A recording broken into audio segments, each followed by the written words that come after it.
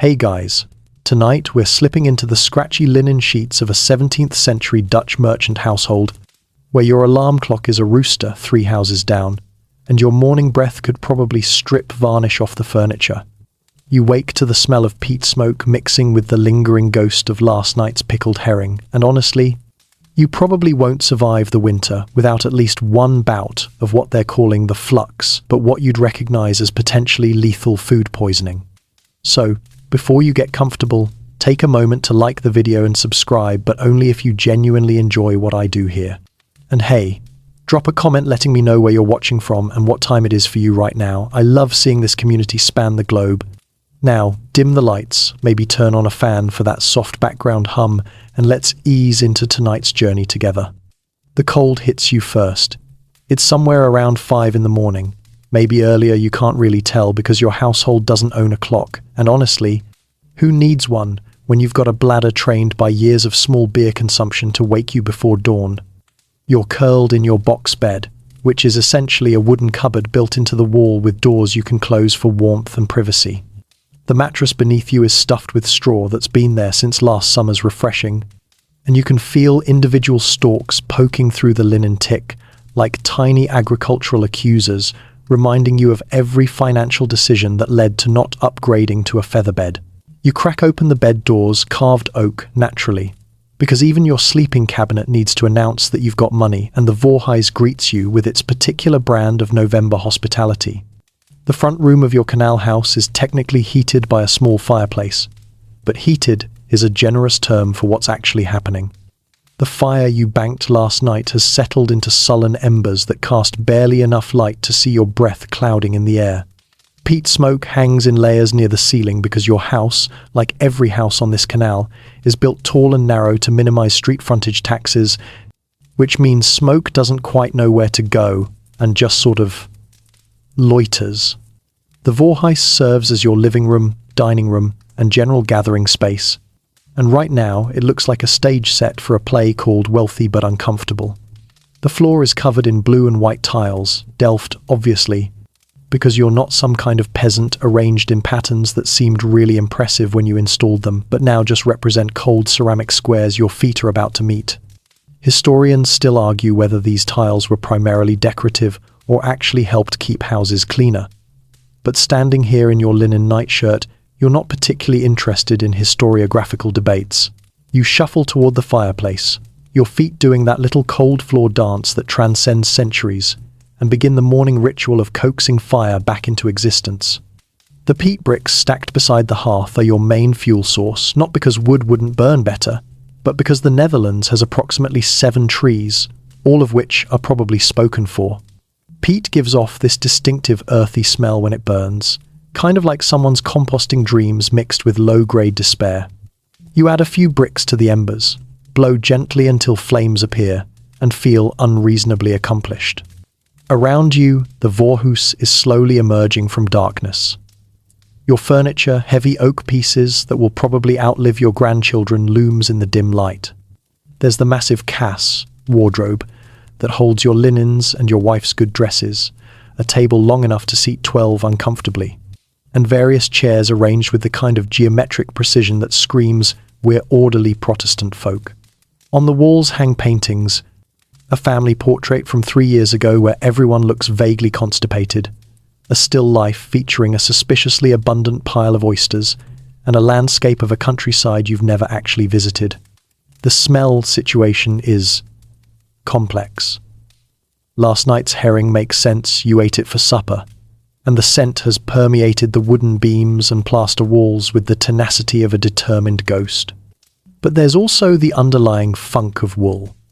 Everything is made of wool. The mustiness of the canal water that seeps into the foundation, and the particular aroma of a house where 7 people and no internal plumbing coexist in about 1,200 square feet of vertical living space. Modern air fresheners would weep at the challenge. You hear stirring from the kitchen behind the Voorhuis. Your maid Griette is already up, probably has been for an hour, getting the household water heated and bread prepared. One quirky aspect of Dutch merchant households that often surprises historians is that even wealthy families typically employed only 2 or 3 servants maximum, far fewer than their English or French counterparts. You're not running Downton Abbey here. You've got Griette, an apprentice, and maybe a part-time washerwoman through the window, and you've got actual glass windows. Another flex, you can see the canal outside, barely visible in the pre-dawn murk. Your neighbours' houses crowd in on either side, so close you could probably hand them a borrowed cup of sugar without leaving your building. Amsterdam in the 1650 seconds is experiencing a golden age of trade and a claustrophobic age of urban planning, and you're living both realities simultaneously. Your wife will be rising soon, your children after that, and then the day's commercial machinery will grind into motion. But for now, in this quiet moment with just you and the reluctant fire and the smell of generations of herring, you're simply a body waking up in a specific time and place, cold and slightly uncomfortable, and probably needing to visit the privy in the courtyard before you do anything else. Welcome to your mornings. They don't get much warmer. The household begins assembling in layers, like some kind of social lasagna, where everyone knows exactly which layer they occupy, and God help you if you try to swap positions. You are, unambiguously, at the top of this particular food chain. As the master of the house, the coopman, the merchant, you're the one whose name appears on contracts, whose signature moves money across continents, and whose bad mood can make everyone from your wife to the scullery maid suddenly very interested in tasks that take them to different rooms.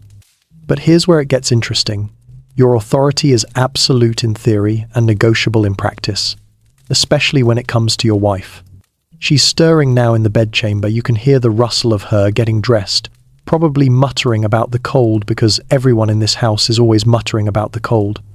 In the intricate dance of Dutch household management, your wife occupies a position that baffles outsiders and occasionally baffles you.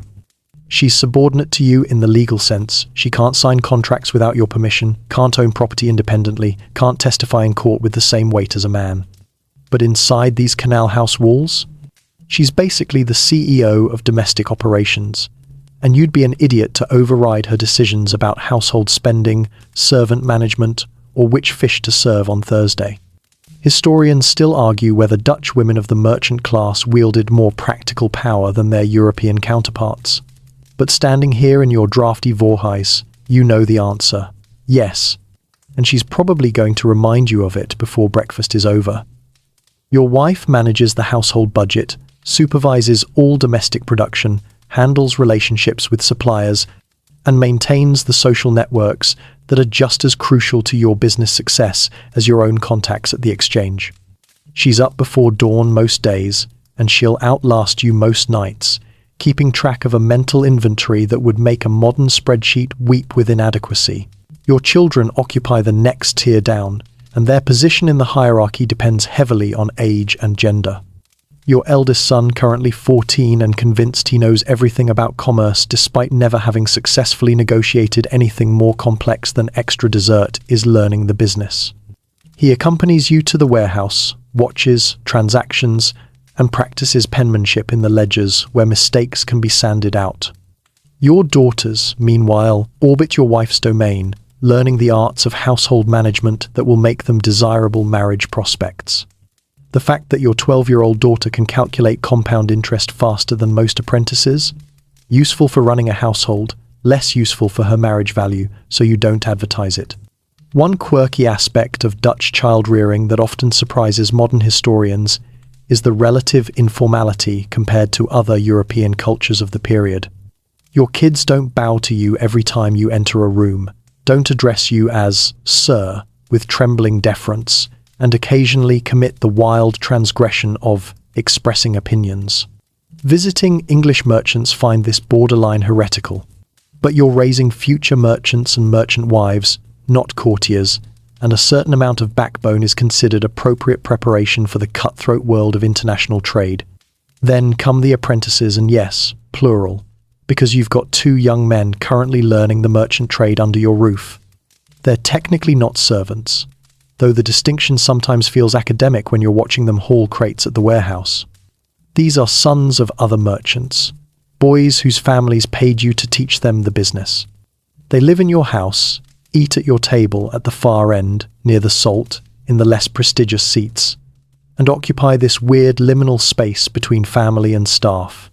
One of them, Peter, shows real promise and will probably marry one of your daughters in a few years in an arrangement that benefits everyone's business interests. The other one, Jan, is thick as a plank, and you're mainly keeping him on because his father controls the cinnamon contracts in Batavia, and you're not stupid. At the bottom of your household pyramid sit the actual servants, and their hierarchy has its own complicated layers. Greet, your maid, has been with your family for 8 years, which gives her a certain amount of clout and the ability to give you looks when you're being unreasonable about dinner timing.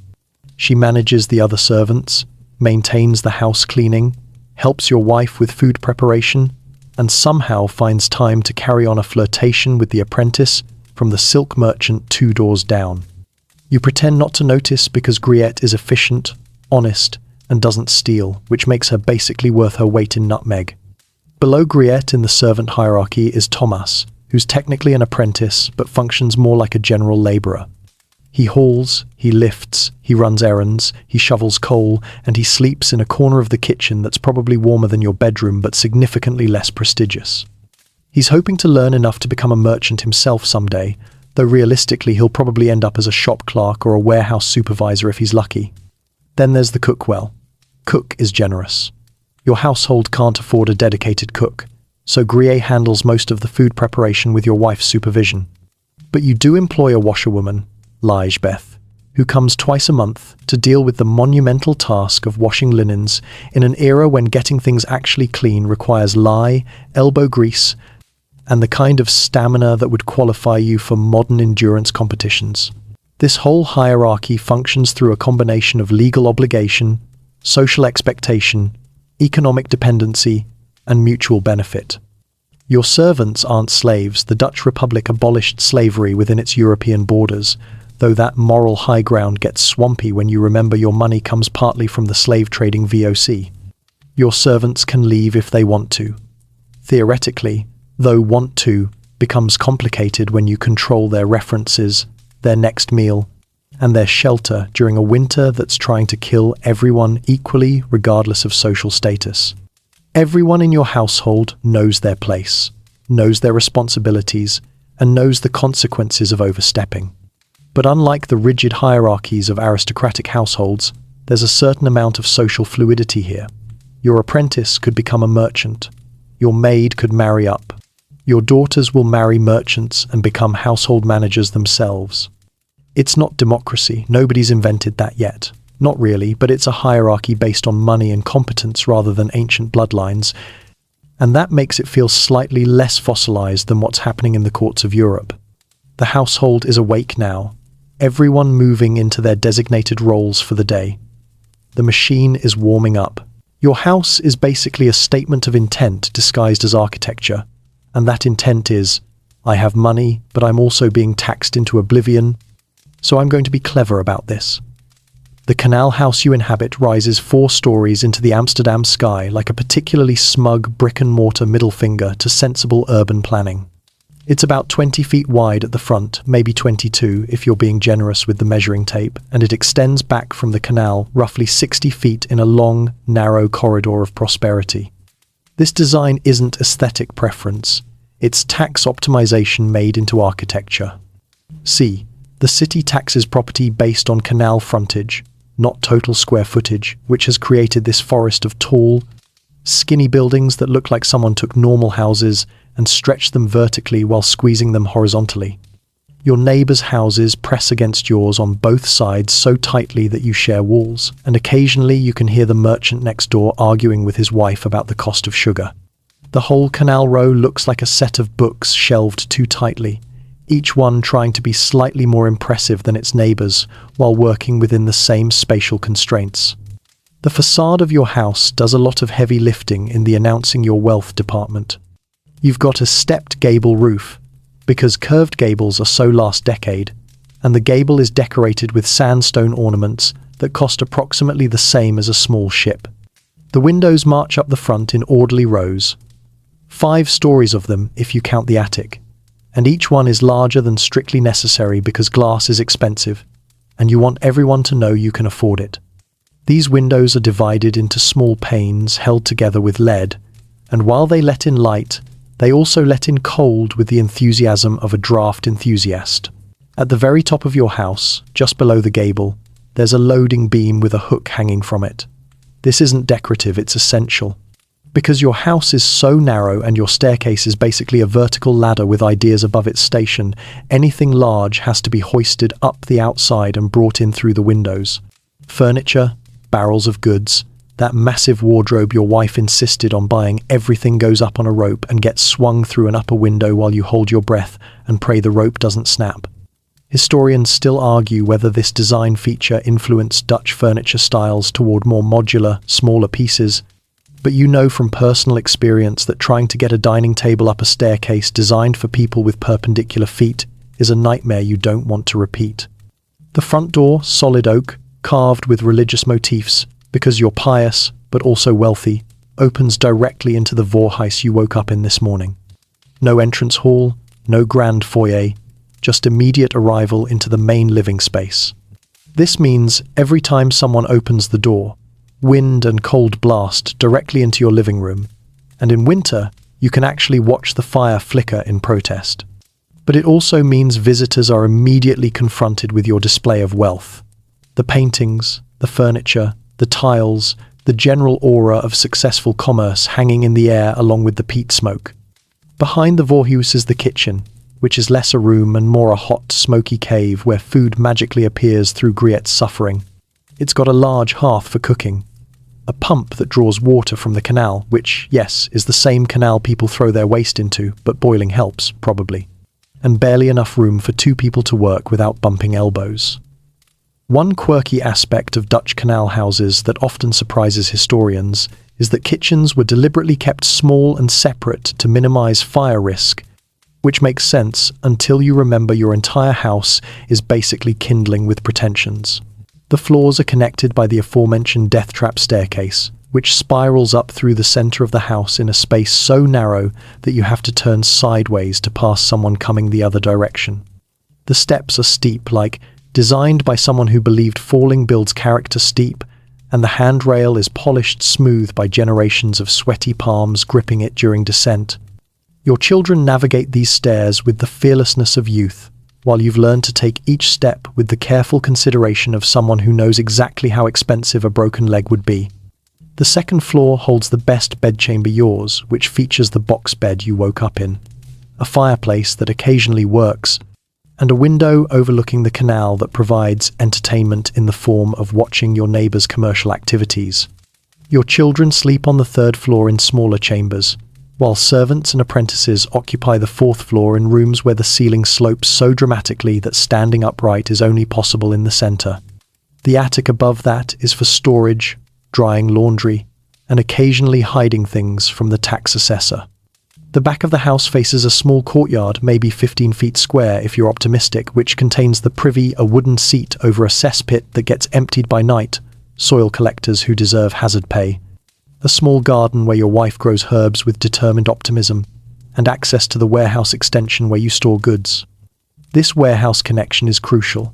Your home isn't just where you live, it's integrated into your business operations. The boundary between domestic space and commercial space is permeable, which means your living room might contain samples of Indonesian textiles, and your bedroom might share a wall with 100 pounds of coffee beans. The whole structure tilts forward slightly deliberately. This lean helps with that hoisting operation, making it easier to swing loads through upper windows without scraping against the facade. But it also means your house looks like it's perpetually bowing to the canal, a posture that feels accidentally appropriate for a building designed around merchant commerce and tax avoidance. Every architectural choice in this house represents a negotiation between displaying wealth and minimizing taxes, between fire safety and heating efficiency, between privacy and the reality of 7 people sharing 1,200 square feet. You live in a vertical slot of prosperity, a narrow column of commercial ambition made into brick and mortar, and somehow it works. Your house is both your home and your billboard, announcing to everyone on this canal that you've made it, while simultaneously demonstrating the creative constraints that come with making it in a city where every square foot costs a fortune. Now that you've survived the architectural tour, It's time to address the growling situation happening in your stomach. Breakfast in your household isn't the elaborate affair you might imagine. There's no army of servants presenting silver platters of exotic delicacies, no leisurely 3-hour morning feast. Instead, breakfast is a practical, efficient operation designed to get fuel into bodies so those bodies can get to work. And it happens in the Vorhais you've been slowly warming for the past hour. The table is already set. Griette handled this while you were contemplating your house's forward tilt, and set here means wooden trenchers placed at intervals, a few knives you bring your own. Everyone does. And a general sense of orderly preparedness. The family assembles in stages. Your wife first, already dressed in her wool gown with the white cap that announces her married status, followed by your children in order of age, then the apprentices, and finally the servants who will eat standing or perched on stools near the kitchen door. Everyone knows their spot. You've been doing this same dance for years. The spread before you is aggressively Dutch in its pragmatic simplicity. At the center of the table sits a large loaf of rye bread, dark, dense, and so substantial you could probably use it as a weapon if the Spanish suddenly decided to invade again. This bread is the foundation of your breakfast, your lunch, your dinner, and occasionally your despair. Because rye bread is what happens when you live in a climate that's hostile to wheat and you've got to eat something. It's sour, it's heavy, and it'll keep you full until midday, which is the entire point. Next to the bread, butter. Not the pale, insipid stuff you're imagining, but proper Dutch butter that's been salted for preservation and has the kind of rich, slightly funky flavor that comes from cows eating whatever they can find in waterlogged pastures. Your wife churns this herself well, supervises the churning. Griette does the actual arm-destroying work, and it's stored in the cool cellar in ceramic pots that keep it from going completely rancid. Completely. It's still a little bit rancid, but that's just called flavor in 1,650 seconds Amsterdam. The cheese selection is where your household's prosperity becomes visible. You've got a wheel of Gouda aged, hard, yellow as a guilty conscience, and some younger cheese that's softer and milder. Cheese is serious business in the Dutch Republic. It's not just food, it's an export commodity, a source of national pride, and something people have actual opinions about. Your wife buys from a specific cheese merchant at the market who she swears has a better aging process. And you've learned not to question this, because the one time you suggested all cheese tasted the same, she didn't speak to you for 2 days. And then there's the small beer. Before you get excited, small beer doesn't mean a cute little beer. It means weak beer, session beer. The kind of mildly alcoholic beverage that's safer to drink than water because the brewing process kills whatever nightmares are living in the canal. Everyone drinks it, children included, because the alternative is drinking straight canal water and hoping your intestines can handle whatever the tanners upstream are dumping in. The beer is served in ceramic mugs, slightly warm because refrigeration won't be invented for another few centuries, and it tastes vaguely of bread and resignation. Historians still argue whether the Dutch practice of drinking small beer at breakfast contributed to the general productivity of the Golden Age, or whether everyone was just slightly buzzed all the time, and that's why Dutch art from this period is so weird. You're not contributing to this debate. You're just drinking your beer and trying to wake up. The actual eating process is governed by rules that everyone follows without thinking about them. You, as master of the household, cut the bread thick slabs that you then butter and top with cheese. Your wife serves the children, making sure everyone gets an equitable portion, though equitable is interpreted through the lens of age, gender, and who's been complaining about being hungry lately. The apprentices wait until the family is served before helping themselves, and they're careful not to take too much because nobody likes a greedy apprentice.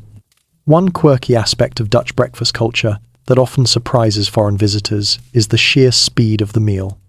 You're not lingering over coffee, which you drink later, and sparingly because it's expensive, and having philosophical discussions.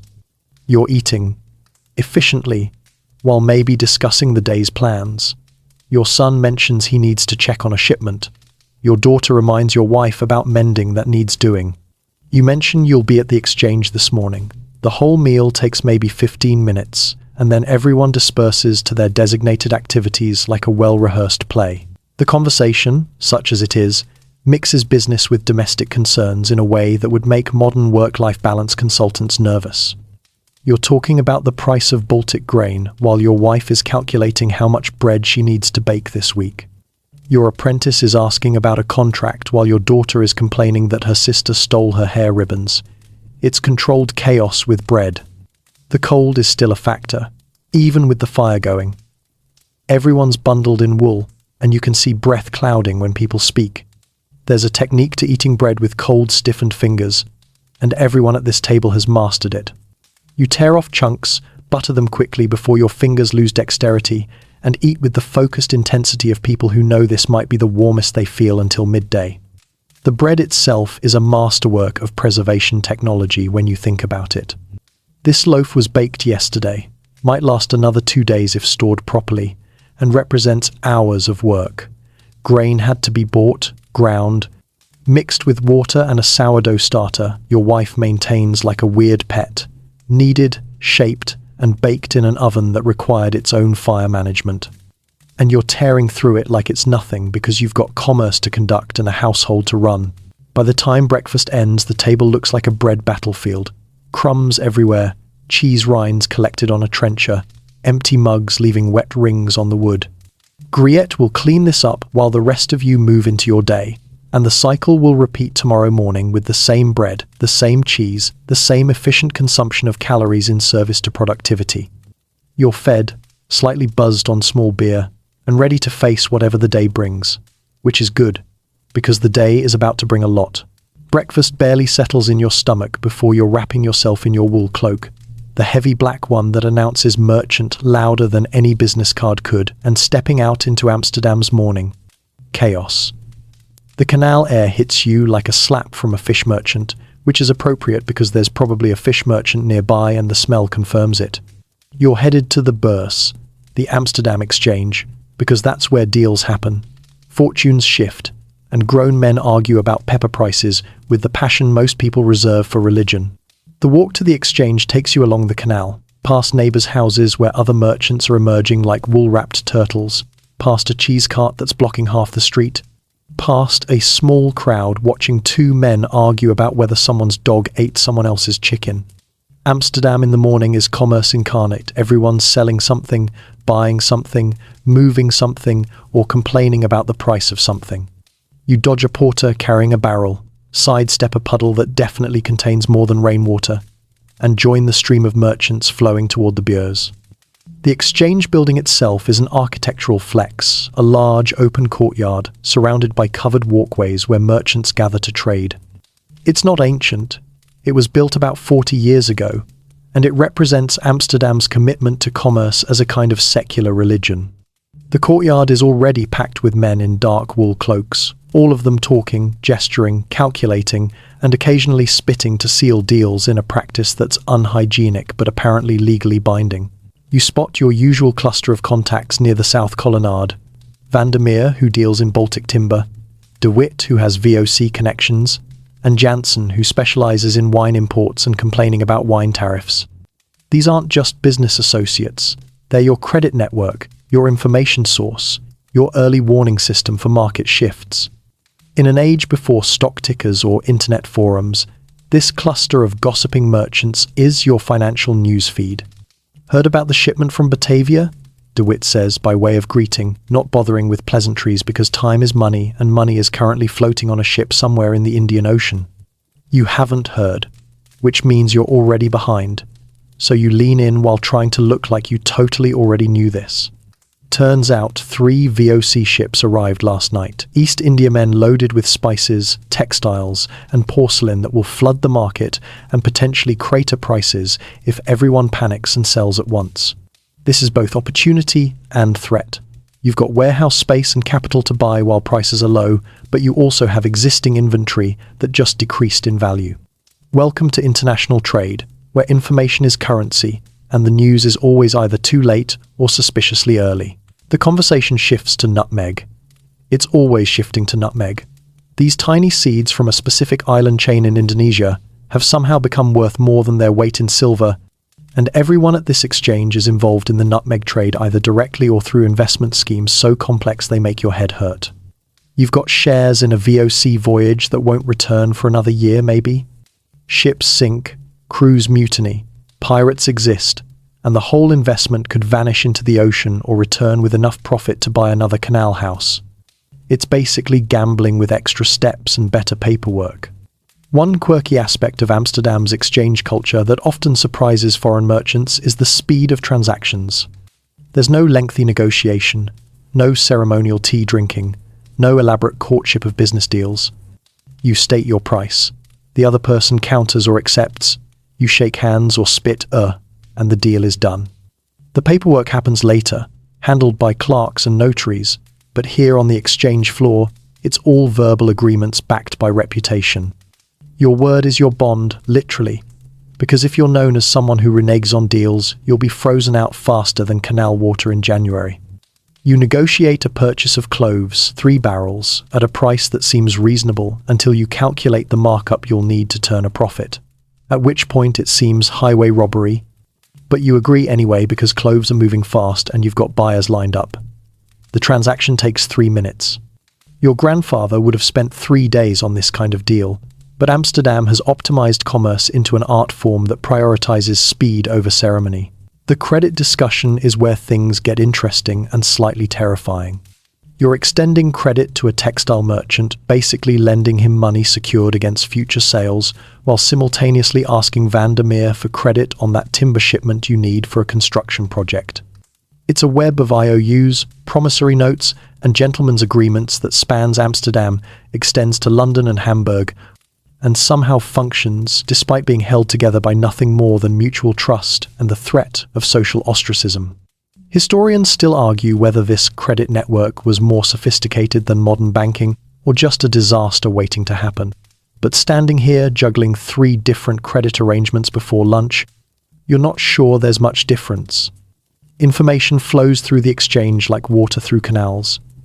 You learn that sugar prices are rising in Antwerp, that a whale beached near Haarlem and half the city is going to watch them butcher it, that the city council is considering new taxes on wine imports, that de Groot's daughter is marrying that apprentice everyone thought was too poor to afford marriage, which means either de Groot has lowered his standards or the apprentice came into money somehow. All of this information is potentially valuable commercially, socially, or just as entertaining gossip to share at dinner. Around you, the exchange hums with languages. Dutch, obviously, but also Portuguese, German, French, even some English from merchants who fled political instability back home. Amsterdam's commercial success rests partly on its willingness to welcome anyone who can turn a profit, regardless of where they're from or what they believe, which is progressive for 1,650 seconds Europe, and also just good business sense when you're trying to dominate international trade. By mid-morning, you've concluded 4 deals, extended credit twice, gathered enough market intelligence to inform your decisions for the next week, and consumed exactly 0 coffee, despite desperately wanting some. The exchange is starting to clear out merchants heading to warehouses, to notaries, to the docks, and you're ready to check on your own warehouse operations. You leave the exchange 300 guilders richer on paper, and significantly more anxious about your credit exposure. While you're at the exchange throwing around promises about cloves and credit, your wife is back at the canal house running an operation that's at least as complex as your international trade network, except her inventory involves pickled vegetables instead of Indonesian spices, and her workforce consists of one increasingly exhausted maid instead of a ship full of sailors. If your world is the exchange and the docks, hers is the household's interior economy, a parallel commercial universe where butter prices matter as much as pepper prices, and successful preservation techniques can mean the difference between eating well in February or subsisting on whatever didn't rot. She's in the kitchen when you left, and she's still there now, overseeing Griette's transformation of raw ingredients into preserved goods that will carry the household through winter. The kitchen table is covered in vegetables, turnips, carrots, cabbages, and your wife is directing their processing with the efficiency of a general commanding troops. Some will be pickled in vinegar and salt, Some will be stored in the cool cellar packed in sand, and some will be converted into that Dutch staple, hutspot, which is basically vegetables boiled into submission with meat if you're lucky. The preservation knowledge your wife carries in her head would fill ledgers if anyone bothered to write it down. She knows that cabbages keep better if you remove the outer leaves, that turnips packed in sand last longer than turnips just thrown in a barrel, that certain crocks work better for pickling than others because of how the glaze interacts with vinegar. This isn't cookbook knowledge.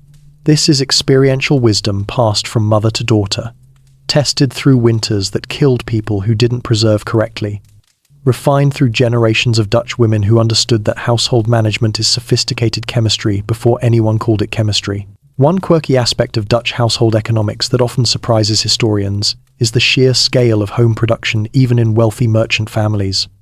You could afford to buy more prepared foods, could hire more servants to handle this work, but your wife maintains direct control over preservation and production because that's what respectable Dutch wives do.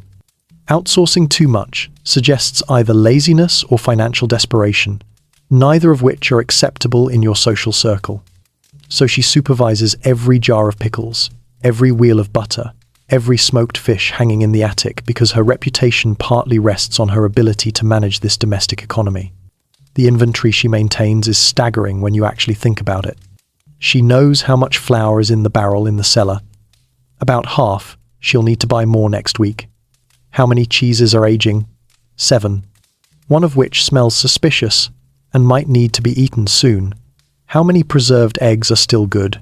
12, though good is relative with eggs preserved in lime water. And exactly which linens need mending before they cross the line from worn to embarrassing. This mental database updates constantly as goods are consumed, produced, purchased, and occasionally ruined by servants who don't pay attention to what they're doing. She's also managing the servant situation, which is its own special challenge. Griette is competent, but needs supervision to maintain standards. The apprentices need feeding, which means calculating portions that fill growing boys without bankrupting the household. Thomas keeps forgetting tasks, which your wife suspects is strategic incompetence designed to get him assigned to more interesting work. And the washerwoman who comes twice monthly requires negotiation every single time about payment because she's convinced she deserves more, and your wife is convinced she deserves exactly what she's currently getting. The budget your wife manages operates on different principles than your commercial accounts, but requires equal skill. She's allocated a household allowance, a set amount per week that's supposed to cover food, household supplies, and incidental expenses. This allowance is theoretically generous but practically challenging because prices fluctuate, unexpected expenses arise, that broken window last week, and your wife has her own ideas about appropriate expenditure that don't always align with your assumptions about thrift. Historians still argue whether Dutch merchant wives had genuine financial autonomy or merely managed budgets under male oversight, but in practice, your wife makes purchasing decisions daily that you never question and wouldn't know how to challenge if you tried. She's in the cellar now. You can hear footsteps on the stairs conducting her regular inventory check. The cellar is where the household's food security lives. Barrels of pickled herring, crocks of sauerkraut, preserved meats hanging from hooks, wheels of cheese aging on shelves, bottles of beer and wine, sacks of grain, and the general sense that your family could survive a siege if necessary. Your wife moves through this space with proprietary confidence, checking for spoilage, rotating stock, making mental notes about what needs replenishing. This is her warehouse, her version of your commercial storage, and she knows every item's location and condition. The social management aspect of her role is equally complex. She maintains relationships with market vendors, negotiating prices and securing reliable supply lines for quality goods.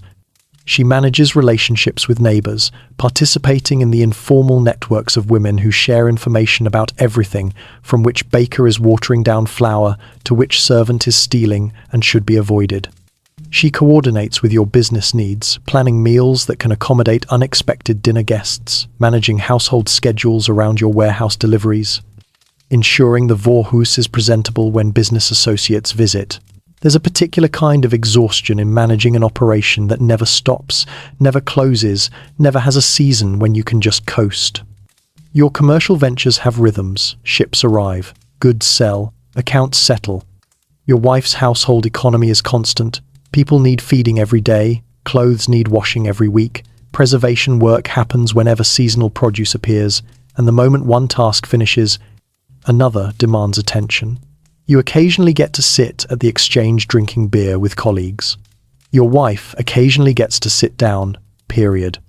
She's back upstairs now, directing Gruyere in the proper technique for packing cabbage in the pickling crock layers of cabbage, layers of salt, weight on top to press it down, then waiting for fermentation to work its magic. This is science, though nobody calls it that yet. Your wife understands that the salt draws water from the cabbage, that the resulting brine prevents spoilage, that time transforms raw cabbage into something that will last months. She learned this as a girl, has perfected it through decades of practice, and is now passing it to Griette, who will maybe remember half of it. The household hums with her management, even when she's not directly visible. The fire stays lit because she scheduled wood delivery. The bread is fresh because she planned baking days. Your shirts are clean because she supervised laundry.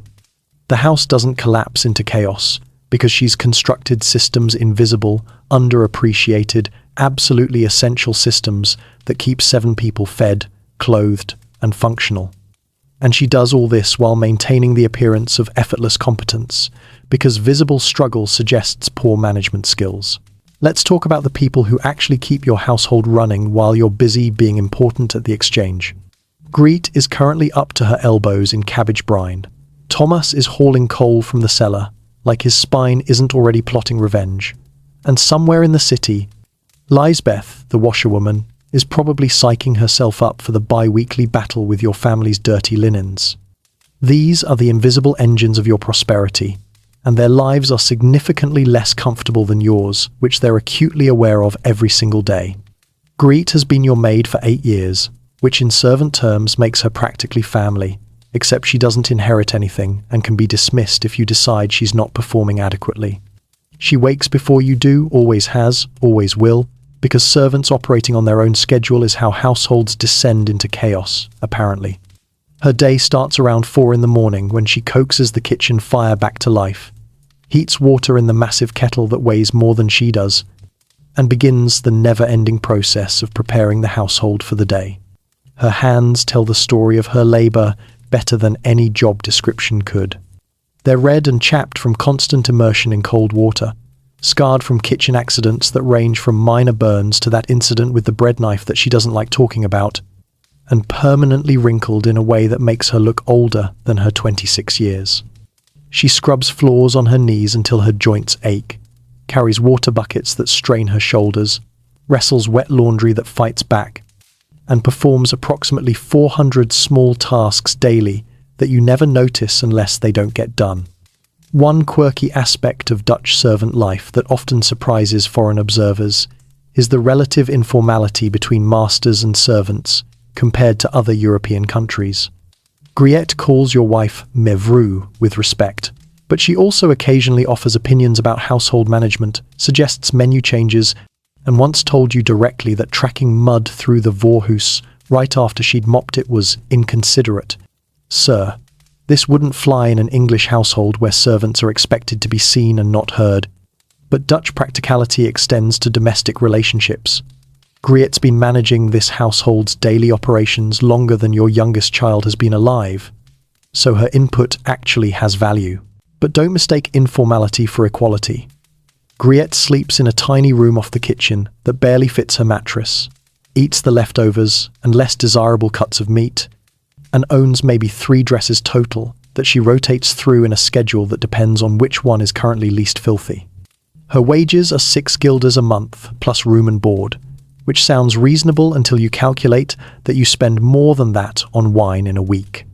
She's saving for a dowry because she'd like to marry that apprentice from the silk merchant's house, but at her current rate of saving, she'll be ready for marriage around the time she's too old to have children. The relationship between Griette and your wife is complex and codependent. Your wife needs Griette's labor and institutional knowledge about how this household functions. Griette needs your wife's continued employment and the reference letter that will determine her future prospects.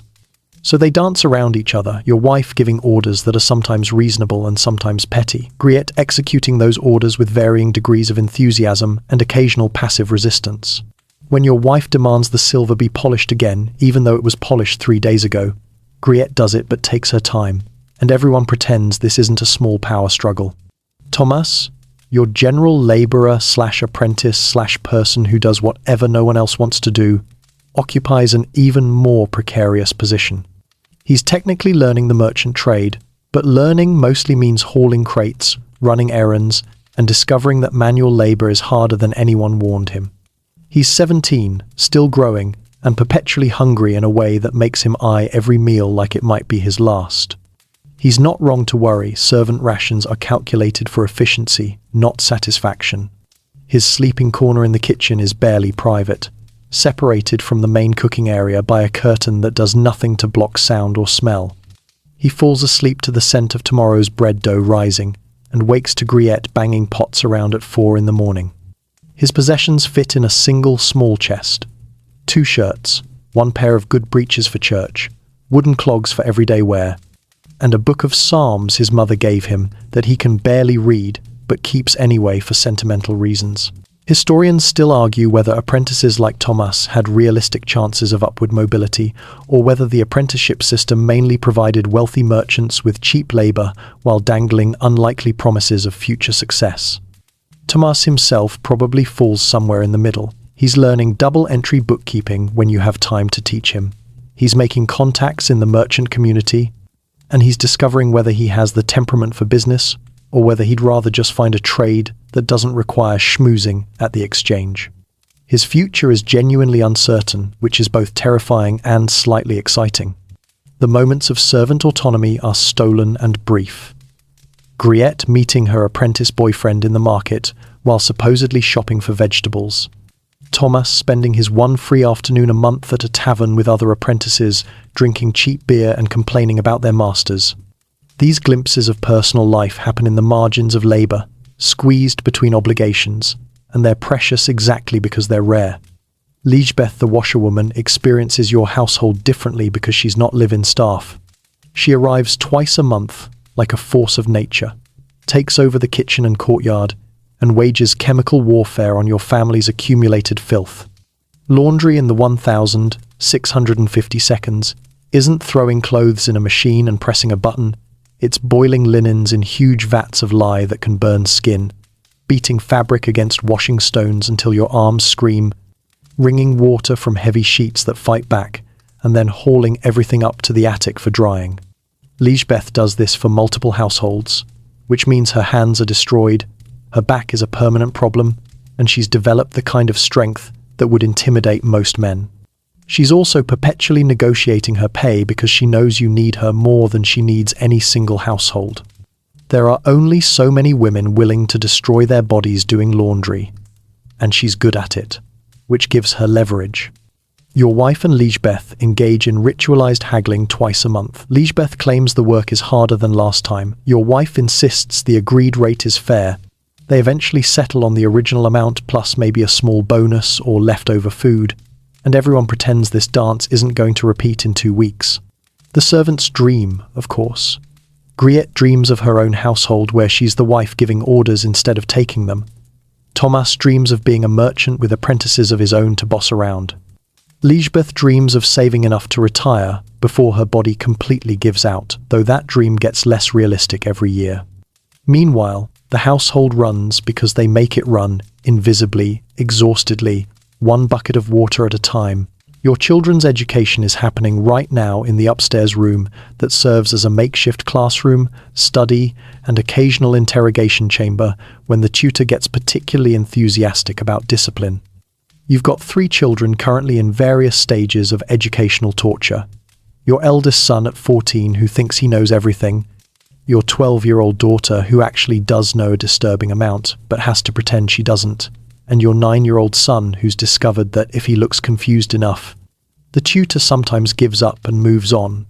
The tutor, Mr. Hendrik, a thin man whose entire personality appears to be disappointed in you, arrived at 7 this morning carrying his rod, his books, and his unshakable conviction that children are essentially small barbarians who need Latin beaten into them. He's not wrong about the barbarian part. Your children, left to their own devices, would probably spend all day playing by the canal, stealing pastries, and learning absolutely nothing useful for their future roles as merchants and merchant wives. So Mr. Hendrik exists to transform them into educated adults through a combination of repetition, humiliation, and the ever-present threat of corporal punishment. The curriculum is practical with a veneer of classical learning.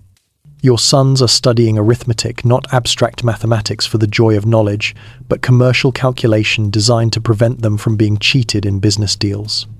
They're learning to calculate compound interest, convert between different currencies, because Europe has approximately 40 different currencies, and they're all trying to confuse you. Measure volumes and weights, and do double-entry bookkeeping. Your eldest son is already competent enough to help with your ledgers, though he makes copying errors that you have to correct while pretending not to notice so he doesn't get discouraged. Latin is part of the program because educated people are supposed to know Latin, though honestly, the practical value for merchant work is questionable.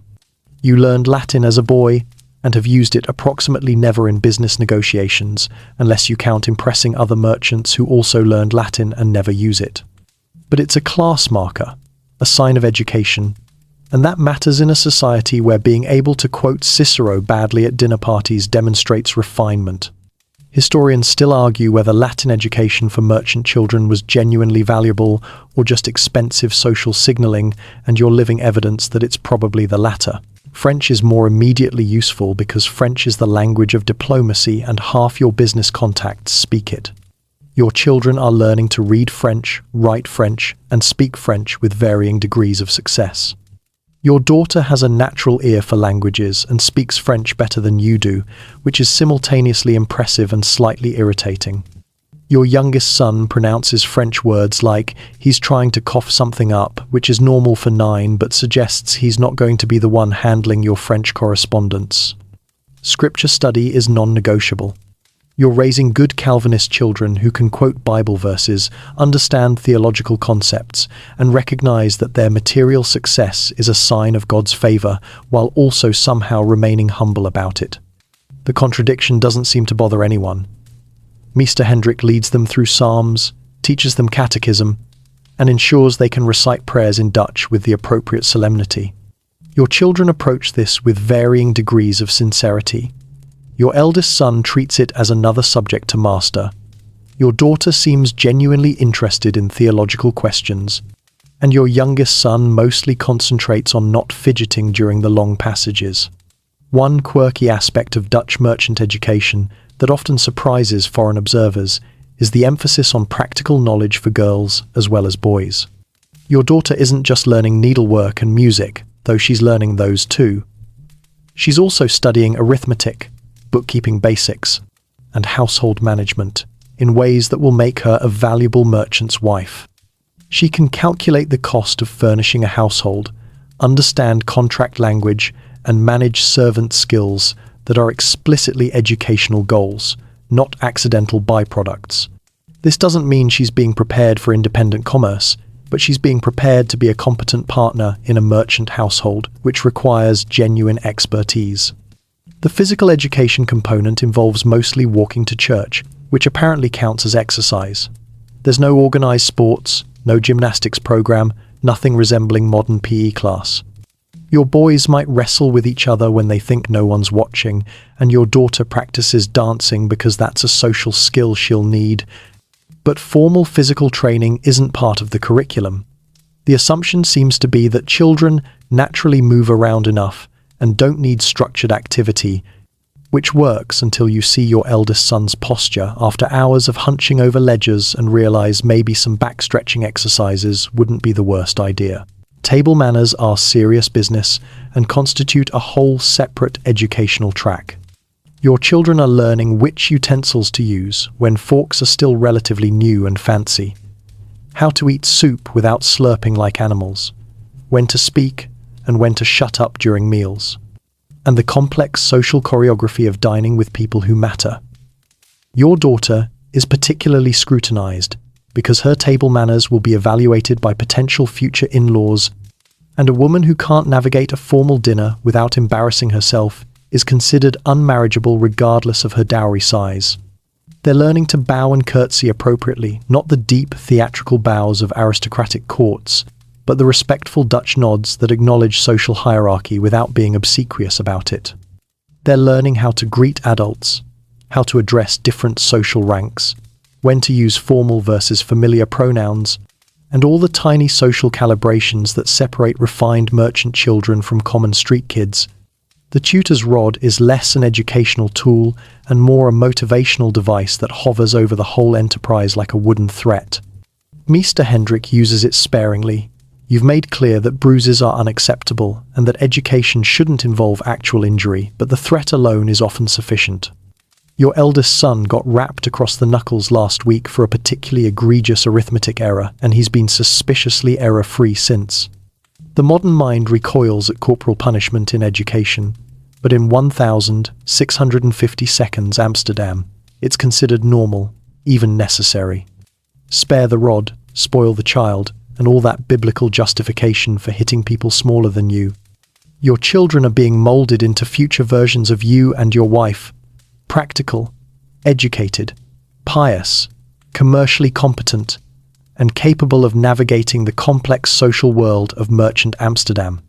Whether they appreciate this investment in their futures is debatable. Right now, they mostly wish Mr. Hendrik would hurry up with the Latin declensions so they can have lunch. The church bells announcing midday are your dinner bell, and honestly, you've been thinking about food for the past hour because breakfast was 6 hours ago and your stomach has opinions about that timeline. Dinner, the main meal of the day, happens at noon in your household, and it's a more substantial affair than the quick bread and cheese situation you had this morning. The whole household reconvenes in the Voorhuis, summoned by the smell of cooking and the knowledge that missing dinner means being hungry until supper, which is hours away and significantly lighter. The table is set more formally now. There's a tablecloth, actual linen, not just bare wood, and the ceramic dishes are arranged in a hierarchy that mirrors the household structure. You sit at the head, your wife to your right, children arranged by age down the sides, apprentices at the far end near the kitchen, and servants either standing ready to serve or eating quickly in the kitchen after everyone else is settled. Griette has been cooking for the past 2 hours, and the Voorhuis smells like boiled meat, onions, and that particular vegetable smell that suggests everything has been cooked into submission. Today's offering is hutspot, that quintessentially Dutch dish that's basically everything we had in the cellar boiled together until it becomes one unified mass. The base is vegetables, carrots, parsnips, onions that have been chopped and boiled with chunks of beef until the vegetables have broken down into a thick, hearty mash. It's orange-brown, it's steaming, and it's exactly the kind of substantial fuel you need to get through a cold afternoon of warehouse management. Some people add vinegar, some add mustard, and some just eat it as is while contemplating the life choices that led to this moment.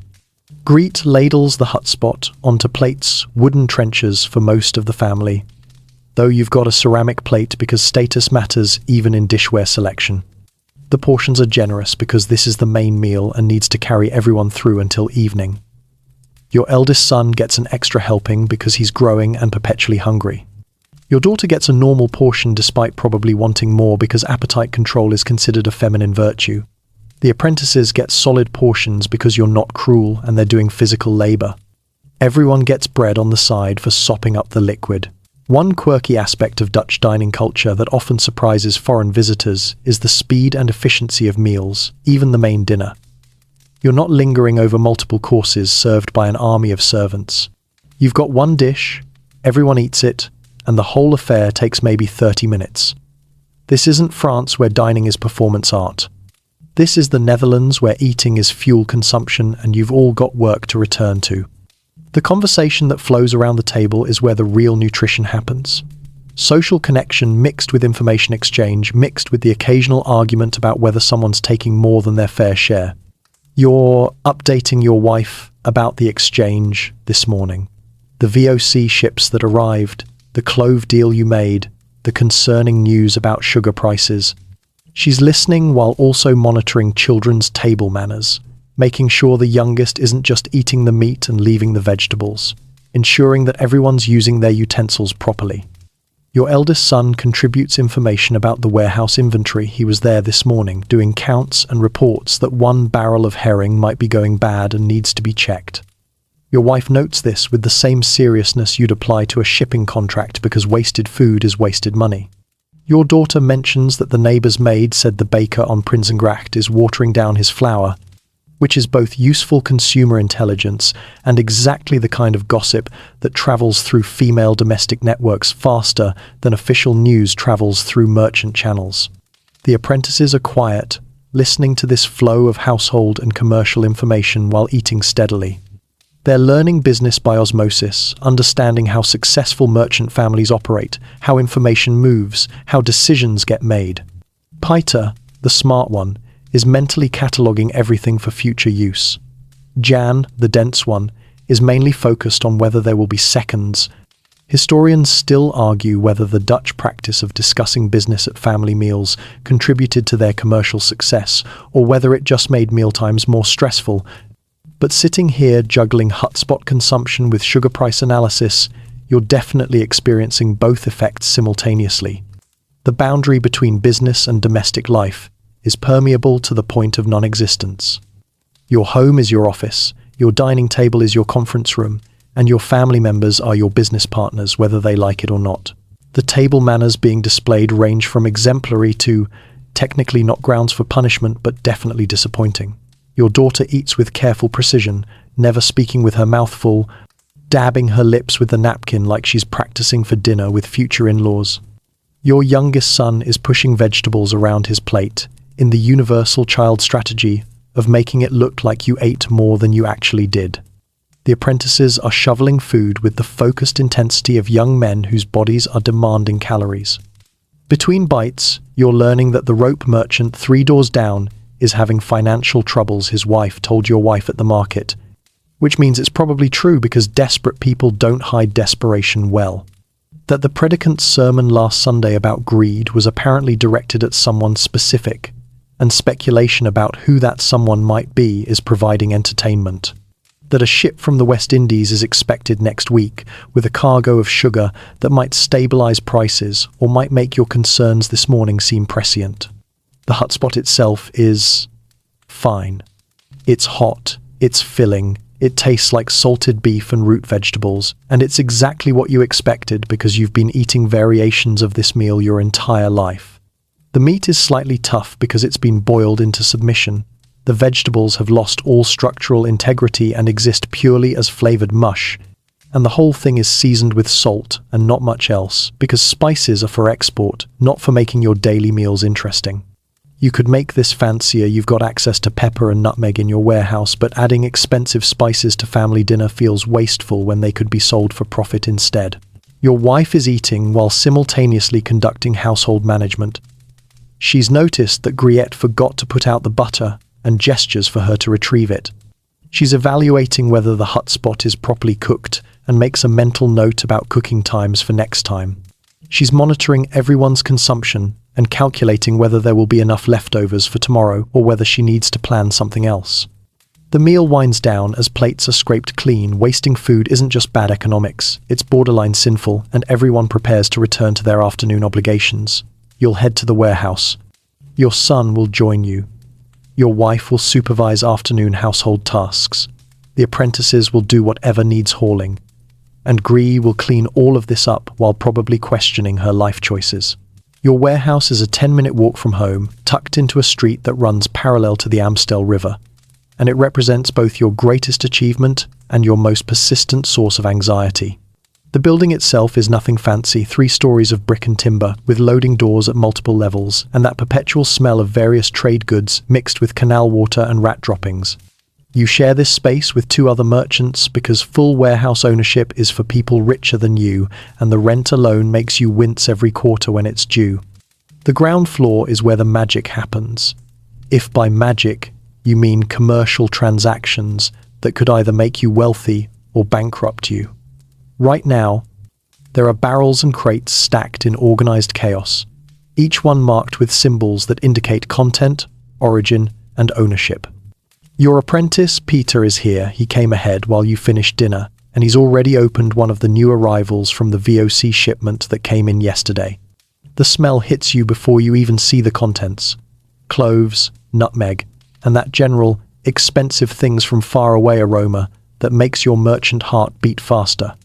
The VOC, the Verenigde Oostindische Compagnie, the Dutch East India Company, is basically your ticket to serious wealth, assuming you don't lose everything when one of their ships sinks or gets captured by pirates, or just disappears into the vastness of the Indian Ocean. You don't own ships yourself. You're not that kind of merchant. Instead, you're an investor and a middleman, buying shares in VOC voyages and purchasing cargo when it arrives in Amsterdam, then selling to retailers, apothecaries, and other merchants at a markup that would make casual observers choke, but which you consider reasonable compensation for the risk you're taking. The first crate you inspect contains nutmeg, and just looking at these small brown nuts makes you calculate profits in your head like a reflex. Each nutmeg, literally a seed from a tree that grows on a few tiny islands in the Banda archipelago, is worth more than most people earn in a day.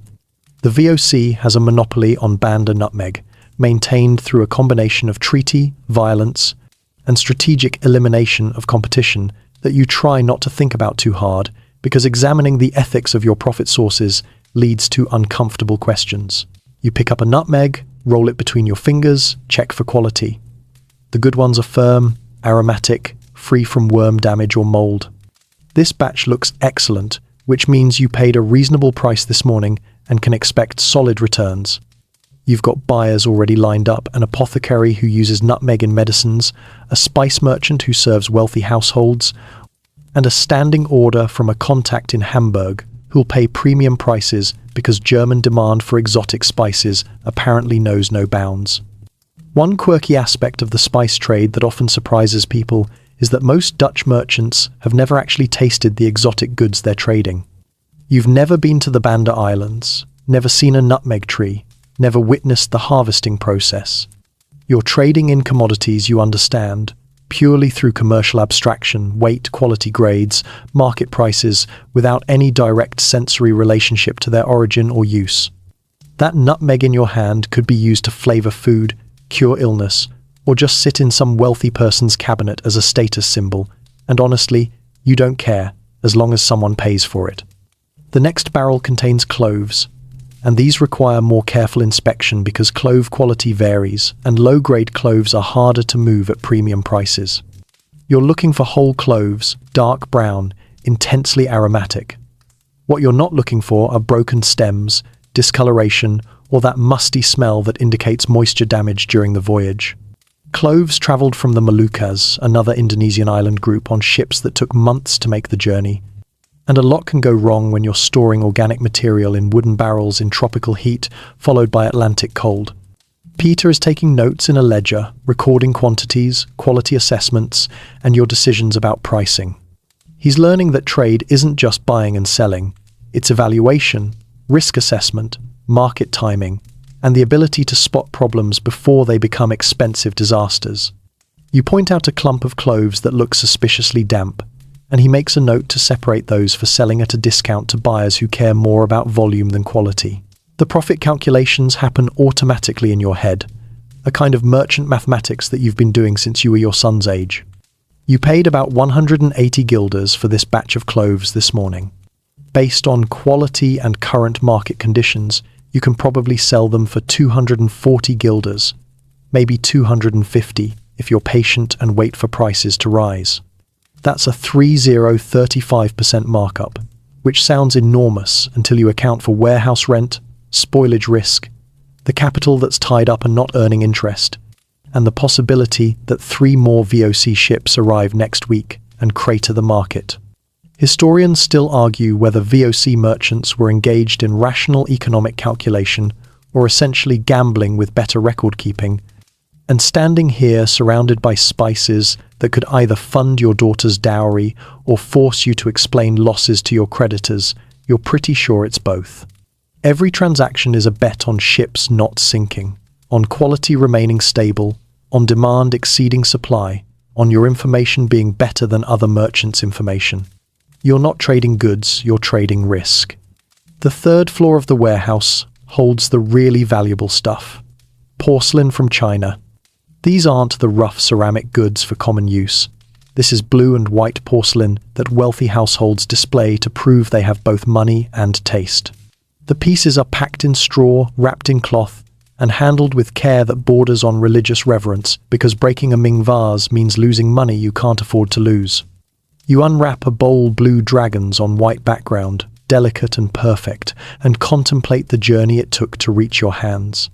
Fired in a kiln in Jingdezhen, shipped to a Chinese port, loaded onto a VOC vessel, transported around the Cape of Good Hope because the overland routes are controlled by competitors, unloaded in Amsterdam, and now sitting in your warehouse waiting for someone wealthy enough to afford decorative ceramics that serve no practical purpose beyond announcing, "I'm rich enough to buy fragile things from the other side of the prosperous world."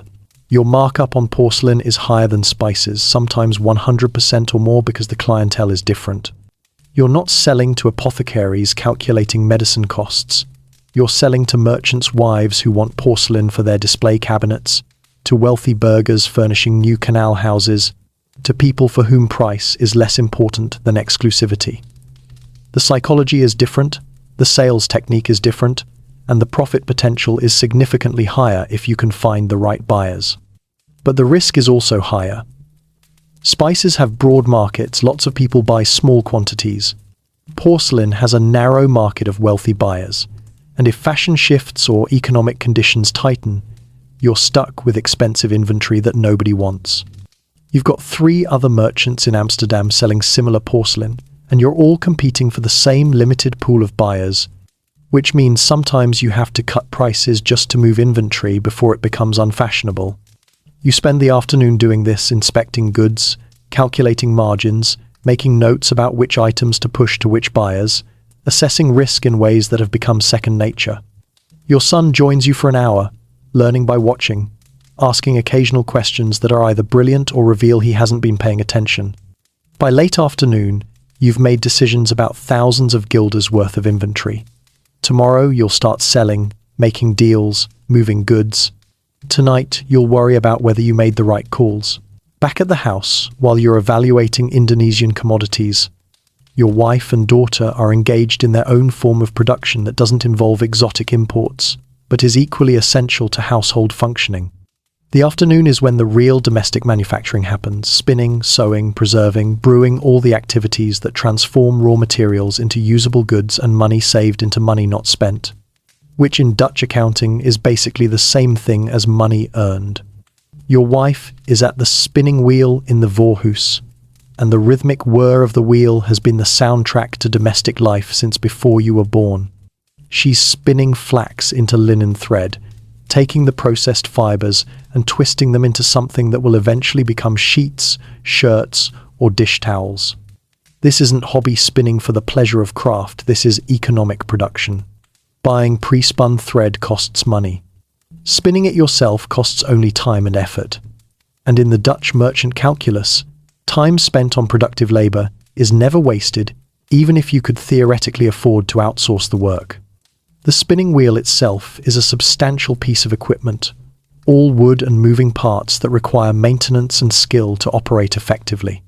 Your wife's hands move with automatic competence, drafting the fibers, managing the tension, keeping the wheel spinning at consistent speed. She can carry on a conversation while spinning. She's currently directing your daughter's sewing project across the room because muscle memory handles the mechanics while her brain manages household administration. The ability to multitask while performing domestic labor is essentially a job requirement for merchant wives. Your daughter is learning to sew, and learning here means making mistakes on fabric that's less expensive than the good stuff. So when she eventually masters the skill, she won't ruin costly materials. She's currently working on a simple shift, a basic undergarment that requires straight seams and basic construction but nothing fancy. Her stitches are uneven, her tension inconsistent, and she's probably going to have to unpick and redo that entire seam, but that's how learning works. By the time she's your wife's age, she'll be able to construct entire wardrobes, mend torn garments invisibly, and alter clothing to fit different bodies, all skills that will save her future household significant money. One quirky aspect of Dutch domestic production that often surprises foreign observers is that it happens across all economic classes. Wealthy merchant families still spin, still sew, still engage in household production that aristocratic families in France or England would consider beneath their dignity. This isn't poverty. You could afford to buy everything ready-made if you wanted. This is culture. The Dutch Republic was born from rebellion against Spanish aristocratic excess, and the resulting culture prizes visible industry, practical skills, and the kind of thrift that looks like virtue. Idle hands aren't just inefficient, they're morally suspect. The Calvinist theology that dominates your household provides spiritual justification for this constant productivity. Work isn't just economically necessary, it's religiously mandated. God calls people to labor, and success in that labor demonstrates divine favor, while idleness suggests spiritual decay. So your wife spins not just to save money on thread, but to demonstrate her worthiness as a Christian woman. Your daughter sews not just to learn practical skills, but to internalize the values of industry that will define her adult life. The theological and economic motivations are so intertwined that separating them would be like trying to separate egg from batter after you've already mixed them. Historians still argue whether Dutch merchant families actually saved significant money through domestic production, or whether the practice was more about cultural performance than economic necessity. But your wife's household accounts suggest real savings. The linen thread she's spinning right now would cost maybe 2 guilders to buy ready-made. She'll produce it herself for the cost of raw flax, about 40 stuvers, plus her labor, which she doesn't count as a cost because what else would she be doing? Sitting idle while servants work? Unthinkable. Over a year, these small savings accumulate into amounts that matter, even to a prosperous household. The brewing happens in the kitchen on designated days when the whole house smells like fermenting grain and Griette looks like she's contemplating murder. Your household brews its own small beer, that weak, slightly alcoholic beverage that everyone drinks because water is questionable and beer is safer. The process involves malted barley, hops, water from the canal, boiled extensively, and yeast that your wife maintains like a precious heirloom, because good yeast makes good beer and bad yeast makes expensive mistakes. Griette handles most of the physical labor hauling water, heating it in massive kettles that weigh more than small children, stirring the mash, managing temperatures while your wife supervises and makes decisions about timing, proportions, and when to add hops. The beer they produce isn't going to win awards for flavor, but it's drinkable, safe, and costs a fraction of buying beer from commercial brewers. Your household goes through about a barrel a week. That's roughly 40 gallons for 7 people, which sounds like a lot until you remember everyone's drinking it at every meal. The pickling and preserving work is ongoing, cyclical, tied to seasons and market availability. Right now, in autumn, there's a push to preserve everything possible before winter makes fresh food scarce and expensive. Your wife and daughter spend hours preparing vegetables for the cellar. Cucumbers packed in vinegar and dill, cabbage transformed into sauerkraut through salt and thyme, beets pickled in spiced vinegar that stains everything. It touches a disturbing purple. The knowledge required for successful preservation is substantial and specific. Your wife knows that cucumbers need to be packed within hours of picking or they get soft. That sauerkraut needs specific salt ratios, too little and it rots. Too much and it's inedible. That certain crocks work better than others because of how the glazing interacts with acidic brines. This isn't written knowledge, it's experiential wisdom passed from mother to daughter, tested through winters that killed people who preserved incorrectly, refined through generations of trial and error. Your daughter is learning to render fat from cooking scraps, transforming what would otherwise be waste into tallow for candles and soap. It's hot, smelly work that involves melting fat in pots over the fire and straining out the solid bits. And she's discovering that domestic production often means doing things that are actively unpleasant in service to household economy. The tallow they produce will make candles that cost pennies compared to buying beeswax candles, which are lovely but expensive enough that you reserve them for special occasions and showing off to visitors. The sewing basket in the voorhoes is never empty because mending is constant. Clothes don't get discarded when they tear or wear thin. They get repaired, patched, turned inside out to hide worn spots, cut down and remade into smaller garments for children. and eventually reduced to rags for cleaning. Your wife can make a shirt last for years through strategic mending, and she considers this both economically sensible and morally appropriate. Waste is sin, and fabric is too expensive to waste. The visible industry happening in your voorhuis, the spinning wheel whirring, the needle flashing through fabric, the accounts of preserved goods accumulating sends messages to visitors about your household's values. You're prosperous enough to have servants, but not so wealthy or lazy that you've abandoned productive labor. Your wife manages the household with the competence of a business operator. Your daughter is being raised with practical skills. This is respectable merchant behavior, the kind that maintains reputation while building wealth. And tomorrow, the wheel will spin again, the needle will flash, the preserves will accumulate, because the work is never finished, and finishing would suggest you've become idle, which would be worse than being poor. Market day arrives twice a week, and honestly, it's one of the few times your voorhuis feels temporarily empty, because everyone who can walk is either going to the market or already there doing the household's shopping. Your wife is the general commanding this expedition, but she's not hauling baskets herself. That's what Griette and your daughter are for. You're not going either, because market shopping is women's work, and you'd rather face a room full of hostile merchants than navigate the social complexities of haggling over turnip prices with vendors who've known your wife for 15 years. The main market sprawls across Dam Square and spills into surrounding streets in a organized chaos that somehow functions despite appearing to violate every principle of orderly commerce. There are permanent stalls with wooden structures and cloth awnings, temporary stands set up by farmers who've traveled from surrounding villages, and wandering vendors who carry their goods and just shout about them until someone buys something or tells them to shut up. The noise is incredible. Everyone's advertising their wares at maximum volume because subtlety doesn't sell fish. Your wife and Griette navigate this sensory assault with practiced efficiency, heading first to the fish market because fish is both essential to Dutch diet and prone to becoming inedible if you don't buy it fresh. The fish stalls are exactly as fragrant as you'd imagine. The smell hits you from approximately 2 blocks away and announces, yes, we have fish, lots of fish. Some of it very fresh, and some of it debatable. The vendors stand behind wooden tables covered with the morning's catch. Herring, always herring, cod, eel from the canals that you try not to think about the provenance of, and occasionally something exotic like salmon if you're willing to pay premium prices. Griette does the actual negotiating because she's better at it than your wife, and because there's a whole performance aspect to market haggling that requires the right social positioning. Your wife, as a merchant's wife, can't be seen aggressively bargaining like a desperate housewife. It would suggest financial problems. But Griette, as a servant, is expected to negotiate hard and extract the best prices, which makes everyone look good. She's currently inspecting herring with the critical eye of someone who knows exactly what fresh fish looks like and isn't going to accept yesterday's catch at today's prices. "These are fresh?" Griette asks the vendor with deep skepticism, poking at a herring that doesn't poke back with sufficient liveliness.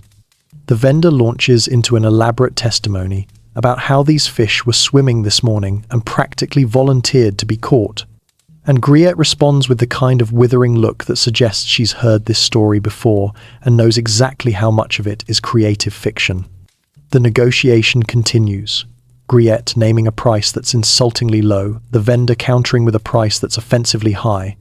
Both of them working toward the middle ground they both knew they'd reach before this dance even started.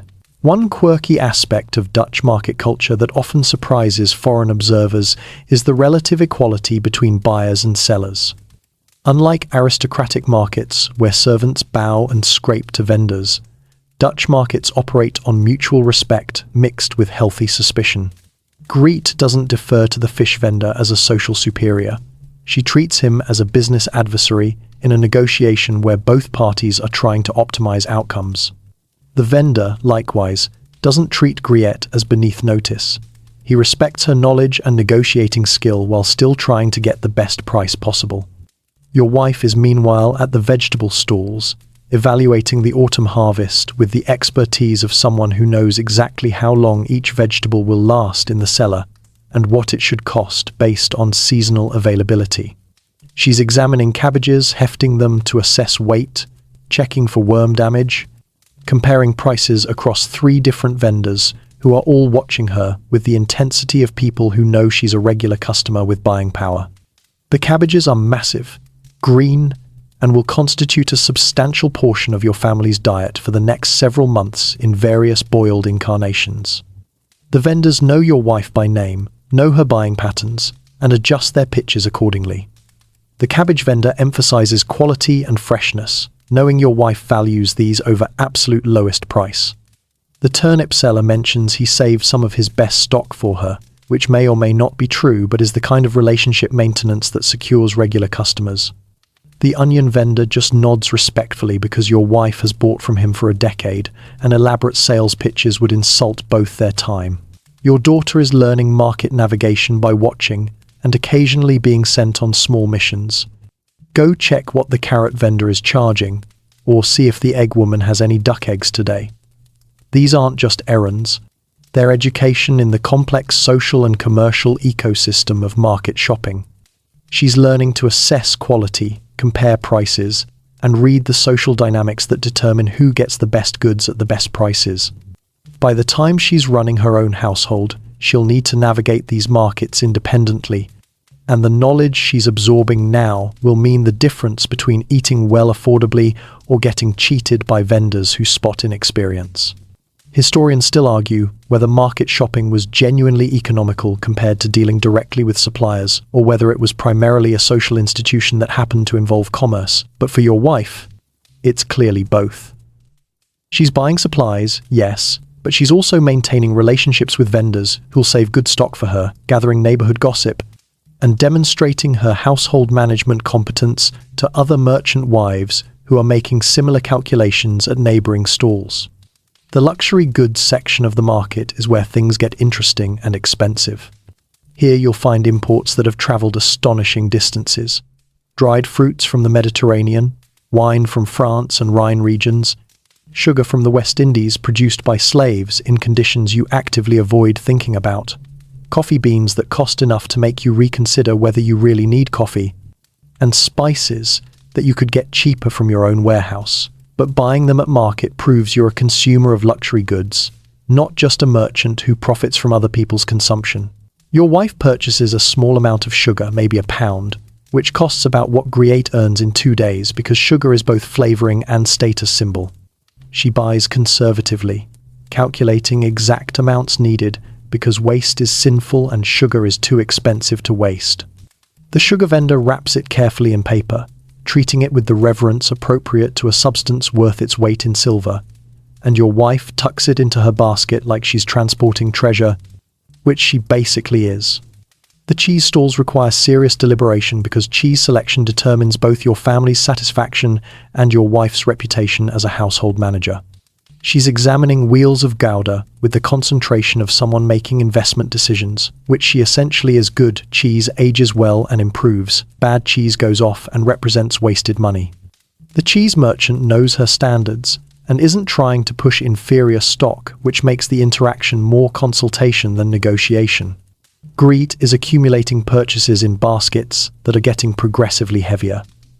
Fish wrapped in paper, vegetables piled in organized chaos, cheese wheels, butter, eggs cushioned with straw to prevent breaking.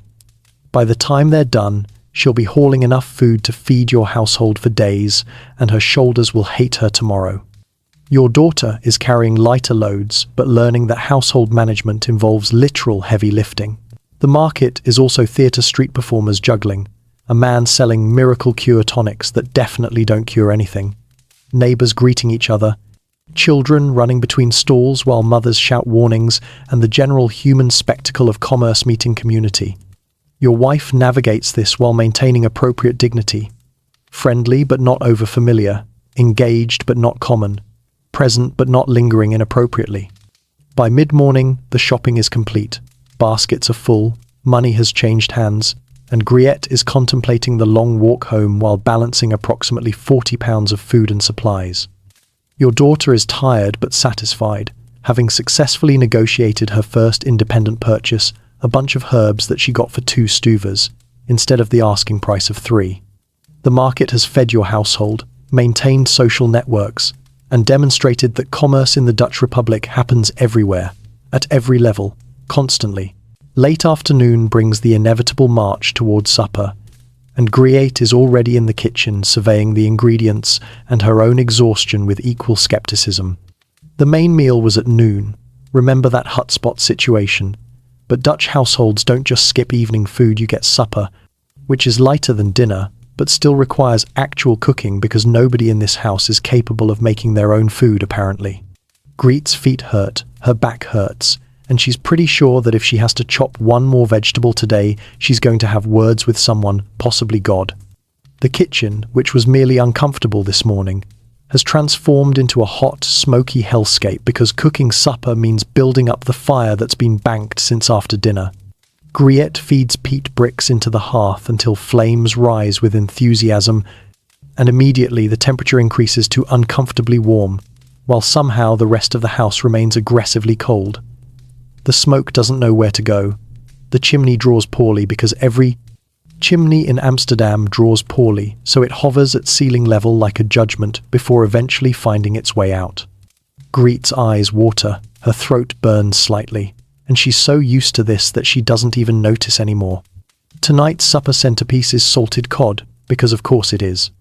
You've got barrels of the stuff in the cellar cod preserved in salt so aggressively that it could probably survive nuclear winter, and it's both economical and traditionally Dutch, which makes it appropriate for a respectable merchant household.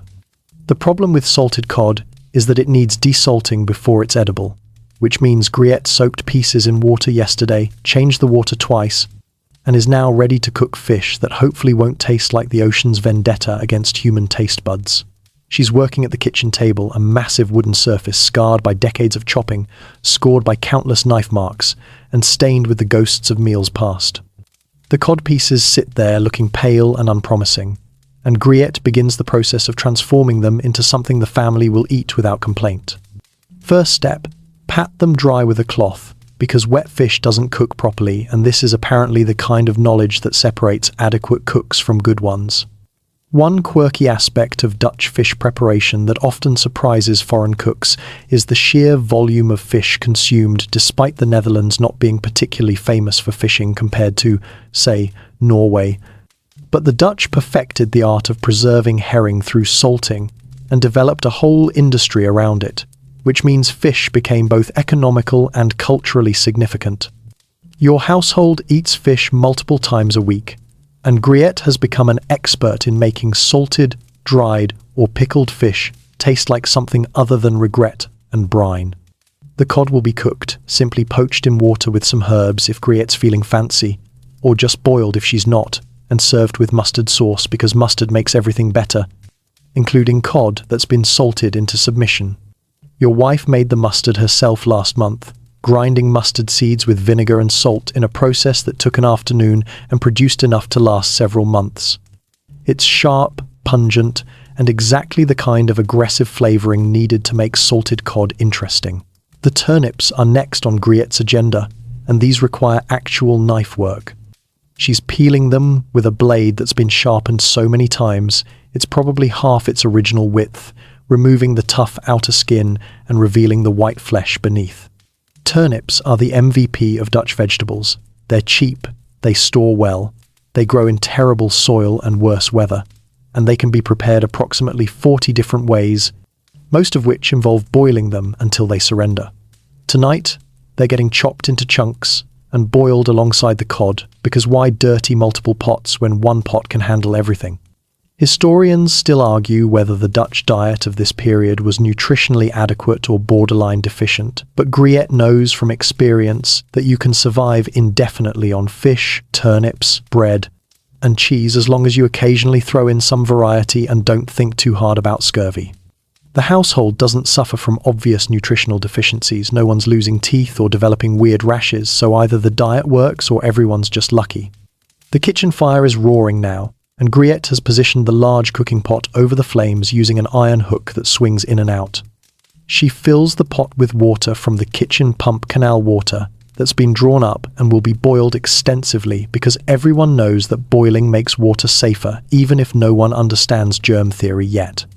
The water takes forever to heat because physics doesn't care about Griette's schedule, so she moves on to other preparation tasks while waiting. Bread needs to be sliced for supper, thick slabs cut from this morning's loaf that's now slightly stale but still edible.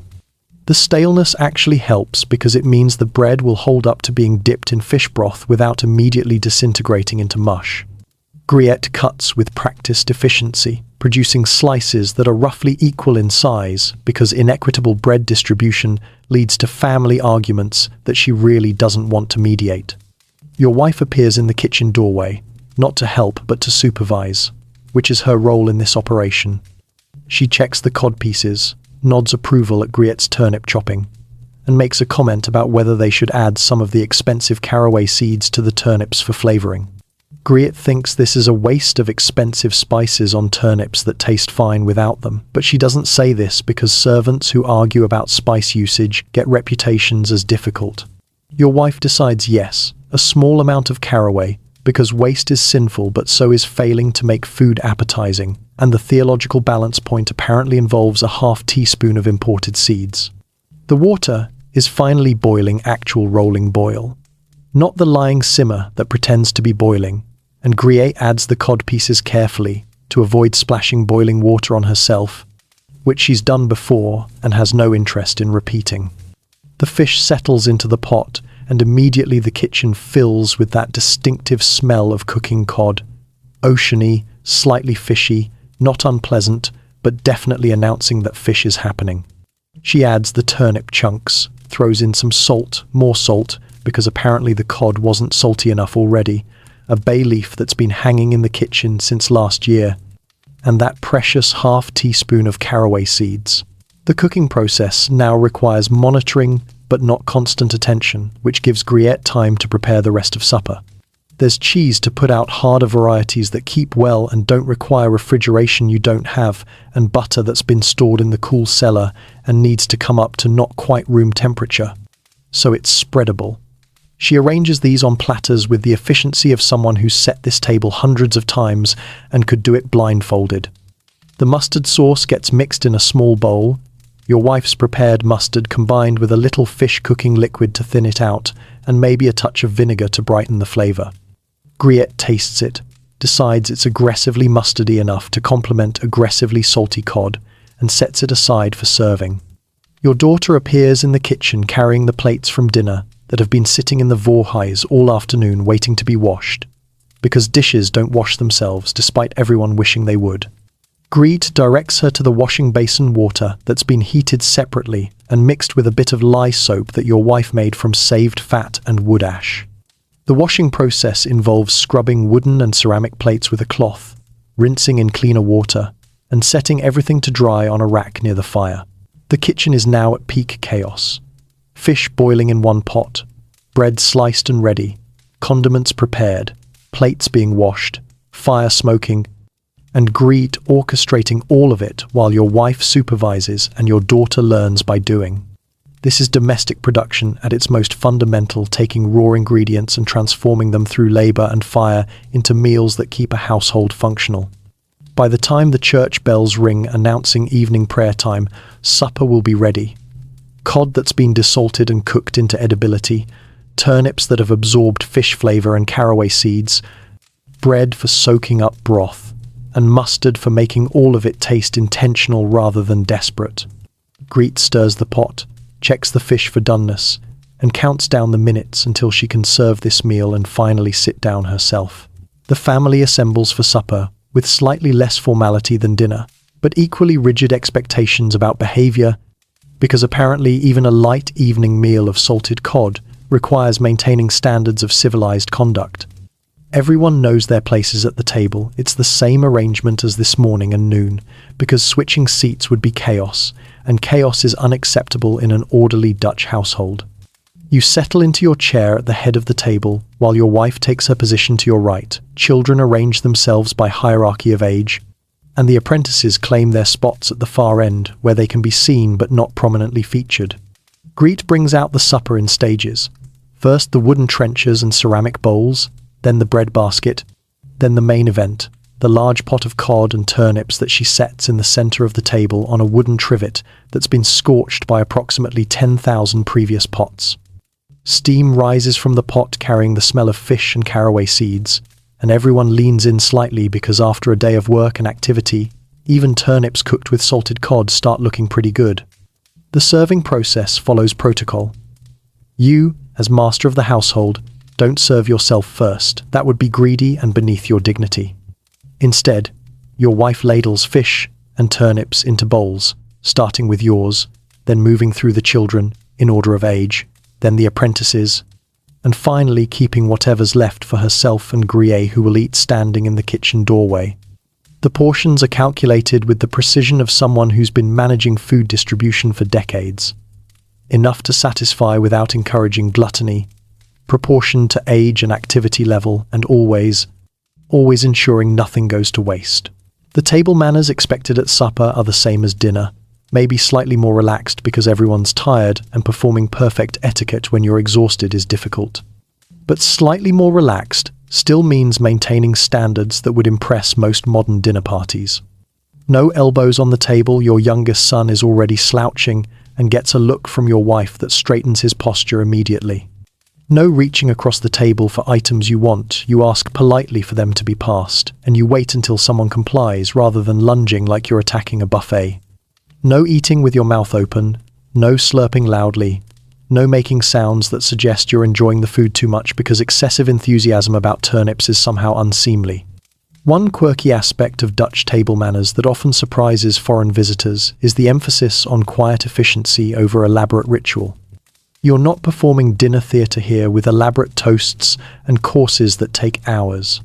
You're eating supper, consuming food in an orderly, respectful manner that acknowledges both God's provision and your family's social standing, and then you're done. The whole meal will take maybe 20 minutes, which would shock French aristocrats who treat meals as multi-hour social performances. But you're merchants with things to do, and performative dining isn't in your cultural vocabulary. The cod itself is exactly what you expected. It's white, flaky, thoroughly cooked, and tastes primarily of salt with undertones of fish and mustard.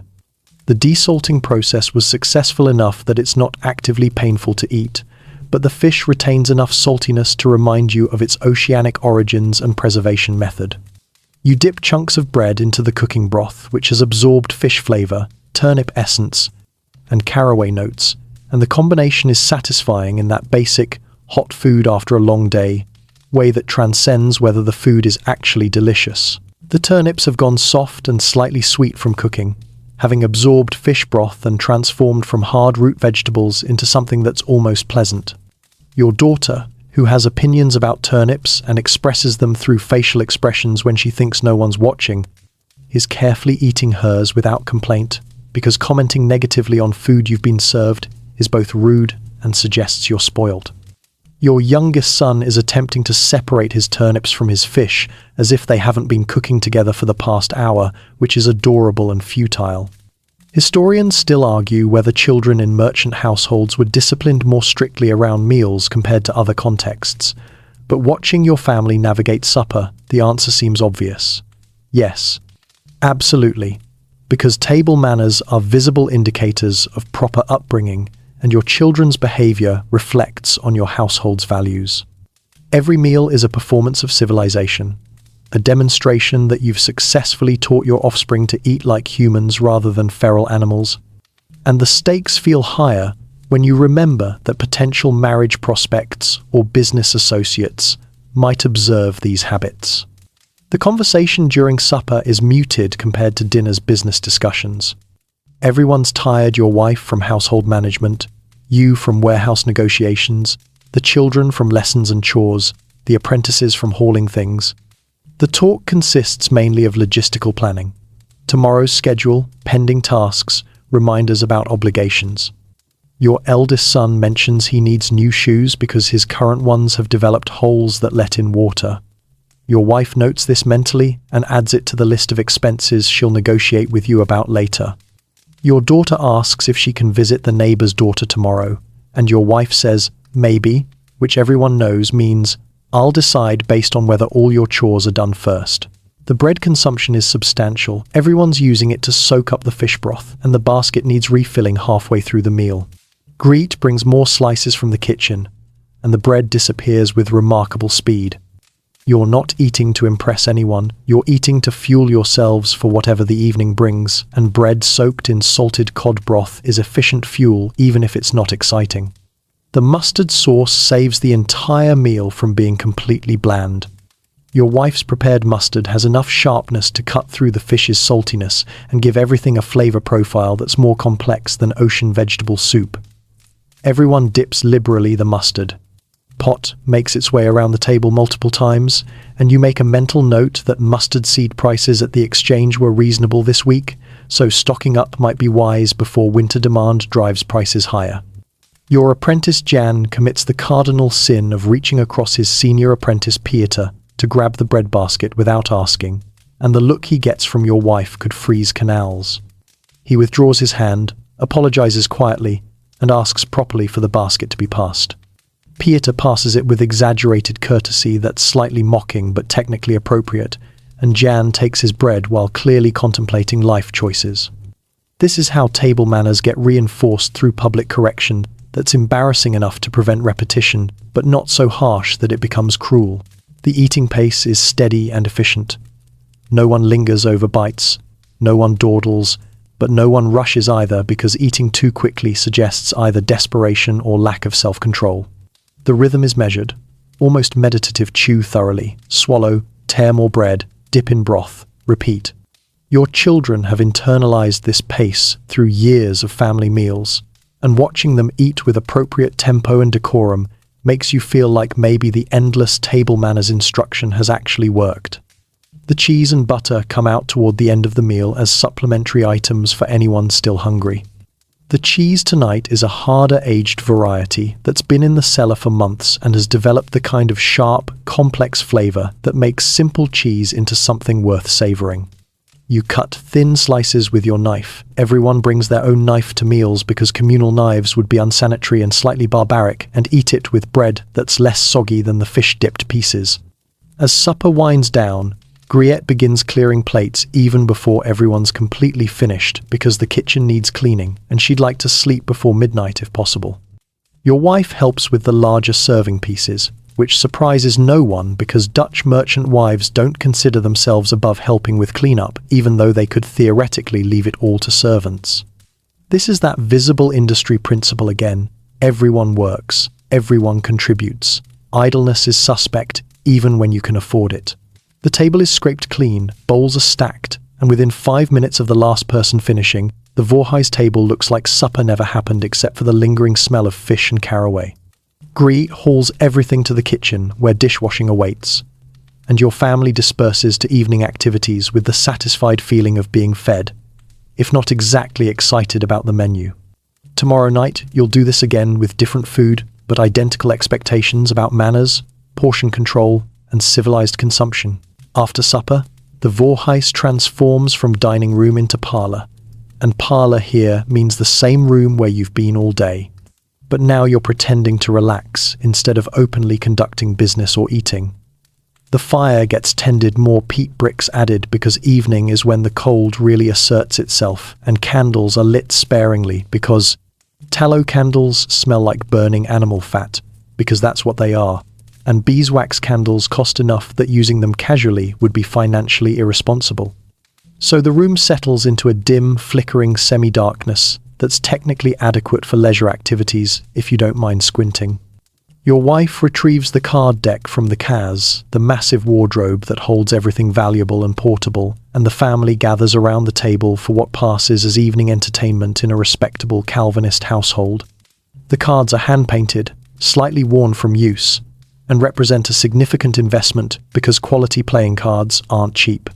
You're playing a game that's basically an ancestor of modern trick-taking games, with rules that everyone knows, and no one can quite explain to outsiders because they learned through playing rather than formal instruction. Card playing in Calvinist households exists in this interesting theological grey area. Gambling is sinful, that's clear, everyone agrees, but playing cards for entertainment without wagering money is probably acceptable? Maybe? The predicant hasn't specifically condemned it in recent sermons, which you're interpreting as tacit approval, though you keep the stakes to bragging rights rather than actual guilders just to be safe.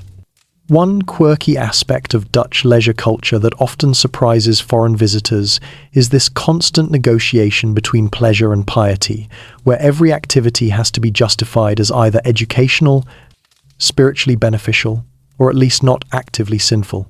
Your eldest son is taking the game way too seriously, calculating odds and planning strategy like he's negotiating a spice contract rather than playing cards with his family. Your daughter is playing competently but without excessive enthusiasm, because young women demonstrating too much competitive spirit in games is considered unladylike. Your youngest son is mostly just happy to be included and makes moves that are either brilliantly random or completely thoughtless. It's genuinely hard to tell. The apprentices are watching from their corner, not invited to join because card playing with the family is a privilege reserved for actual family members, and hierarchies persist even during leisure. Historians still argue whether card playing in merchant households served primarily as entertainment or as informal education in probability, strategy, and risk assessment that translated to business skills. Watching your son calculate whether to play his high card now or save it for later while considering what cards other players might hold, you're pretty sure it's both. Every hand is a lesson in incomplete information, calculated risk, and reading other people's intentions, skills that serve you well at the exchange, and apparently can be practiced around the family table. The game progresses with occasional commentary and gentle mockery when someone makes an obviously bad play. Your wife just led with a card that forced you into a losing position, and she's not gloating that would be unseemly, but there's a satisfied little smile that suggests she knew exactly what she was doing. You play your forced card with as much dignity as possible, while your children watch this marital power dynamic play out through cards. After a few hands, interest wanes, because card games are only compelling for so long, and the family disperses to other evening activities. Your wife moves to the spinning wheel again. Apparently she finds spinning relaxing, or she's just so conditioned to productive labor that sitting idle feels wrong. The rhythmic whir of the wheel becomes background noise, a domestic soundtrack that's both soothing and vaguely reproachful to anyone who's not also being productive. You retrieve a book from the shelf, an emblem book, one of those popular volumes that combines symbolic illustrations with moral poetry designed to improve your character while entertaining you. The book is expensive, leather-bound, and represents both your prosperity, you can afford books, and your values, you choose morally instructive books rather than frivolous romances. The current emblem shows a beehive with industrious bees, and the accompanying poem hammers home the message that constant labor is virtuous and idleness is death to the soul. It's not exactly subtle, but subtlety isn't the point. You're reading by candlelight, which means holding the book at specific angles to catch the flickering illumination and occasionally moving closer to the candle when the text gets particularly small or the light particularly inadequate. Your eyes are probably suffering damage that won't manifest until you're older and wondering why you can't see fine print anymore. But eye strain is just part of evening reading, and no one's invented reading glasses that actually work well yet, so you squint and continue. Your daughter has moved to the virginal, a small keyboard instrument that's basically a harpsichord's modest cousin, and begins practicing scales with the kind of deliberate care that suggests this is obligation rather than passion.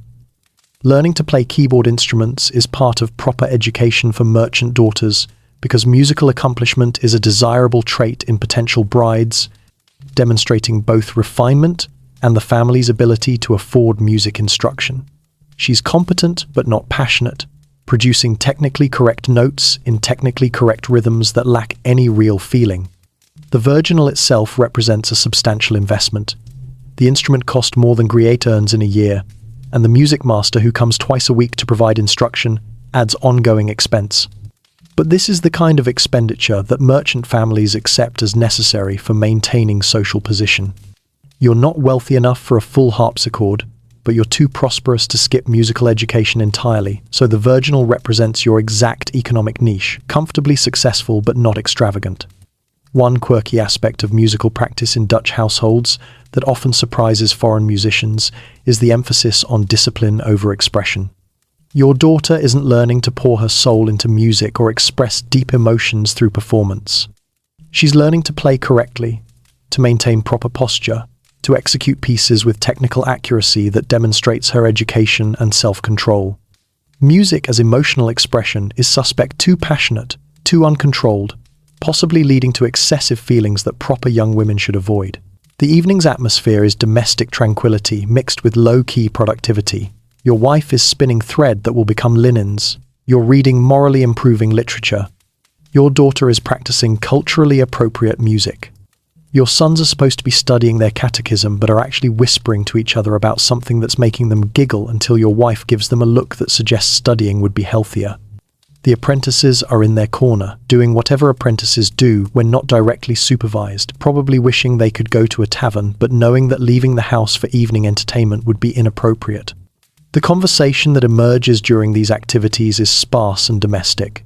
Comments about tomorrow's plans, observations about neighbors, gentle corrections to your daughter's playing when she hits a particularly wrong note. No one's having deep philosophical discussions or solving world problems. You're just existing together in the same space, each person engaged in their own activity but connected through shared physical proximity and family bonds. The cost of this leisure, the candles burning, the heat from the fire, the wear on the expensive emblem book and virginal, is something you're acutely aware of even while trying to relax. Everything has a price, and even leisure activities represent expenditure that could theoretically be redirected to profit-generating activities. But the Calvinist theology that drives your culture also recognizes that humans need rest. That recreation, literally recreation, prepares you for tomorrow's labor, and that family bonds require time together, even if that time isn't directly productive. Your wife finishes a bobbin of thread. Your daughter completes her practice session. You close the emblem book, having absorbed its message about industrious bees, and the family collectively acknowledges that the evening is winding down. The leisure was modest, morally acceptable, and appropriately brief. Tomorrow requires rest, and bed is calling. Before anyone can escape to bed, your wife is already retrieving the family Bible from its honored position on the shelf, not the massive church Bible with illustrations that costs more than furniture, but the family-sized edition that's still substantial enough to make a statement about your household's piety. Evening prayers are non-negotiable in your household, as essential to the day's rhythm as breakfast or business, and everyone knows to gather without being told because skipping household devotions would be both spiritually dangerous and socially disastrous if neighbors found out. The family reassembles around the table, this time in postures of devotion rather than card playing or eating. You take your position at the head because leading family prayers is one of those patriarchal responsibilities that comes with being master of the household, right alongside managing finances and making sure no one starves. The Bible sits before you, heavy with theological significance and actual physical weight, and you open to the evening's designated passage while everyone settles into appropriate, reverent silence. The passage tonight is from Proverbs, always good for merchant households because Proverbs is essentially ancient business advice wrapped in religious language. Go to the ant, thou sluggard, consider her ways, and be wise. You read aloud in Dutch, because Latin Bible reading is for showing off at dinner parties, not for actual family devotions where comprehension matters. The irony of reading about industrious ants to a household that's been industrious since before dawn isn't lost on anyone, but the message reinforces what everyone already believes. Work is sacred, idleness is sin, and God favors those who labor diligently. Your children are listening with varying degrees of attention. Your eldest son is genuinely engaged because he's at that age where theological questions become interesting, and he's been asking uncomfortable questions about predestination lately that you're not entirely equipped to answer.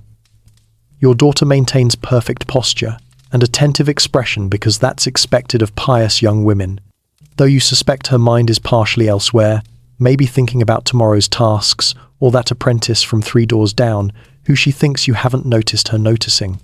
Your youngest son is struggling to stay awake, which is relatable because it's been a long day and Proverbs isn't exactly thrilling narrative content. One quirky aspect of Dutch Calvinist household devotions that often surprises foreign observers is the emphasis on personal scripture engagement rather than rote memorization of prayers. You're not reciting predetermined Latin prayers that no one understands. You're reading actual Bible passages in the vernacular, discussing their meaning, and expecting family members to internalize and apply these teachings.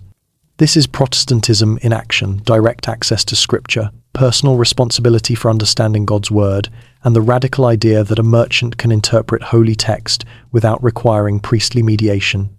After the reading, you lead the family in prayer. And this is where the theological gymnastics get interesting. You're thanking God for the day's blessings, the successful business deals, the food on the table, the family's health, while simultaneously acknowledging human unworthiness and divine sovereignty. The prayer has to balance gratitude. God has blessed you with prosperity, with humility. You don't deserve it, and it could vanish tomorrow, while avoiding any suggestion that your wealth is purely your own, achievement that would be pride, or purely God's gift, requiring no effort from you. That would be laziness. The Calvinist doctrine of predestination hovers over everything like theological smog. God has already determined who's saved and who's damned, and nothing you do can change that divine decree. But somehow you're still supposed to live righteously, work diligently, and demonstrate through your conduct that you're probably among the elect.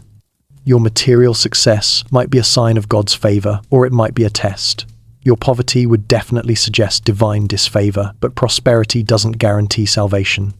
It's a theological paradox that would drive logicians mad, but you've lived with it your entire life and have learned to just not think about it too hard.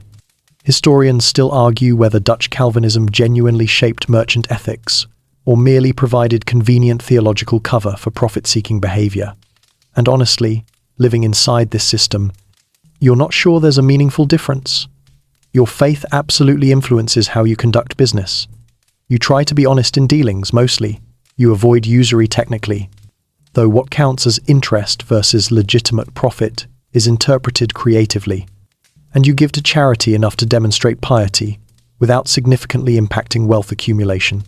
But you're also aware that you've justified some business practices that make your predicant uncomfortable by deciding that God wouldn't have given you opportunities for profit if he didn't intend you to pursue them. The Sunday sermon situation is its own special challenge. Every Sunday, and you mean every Sunday, no exceptions unless you're literally dying, the entire household trudges to church for services that last approximately 3 hours and feature sermons that could be used as endurance training for marathon runners.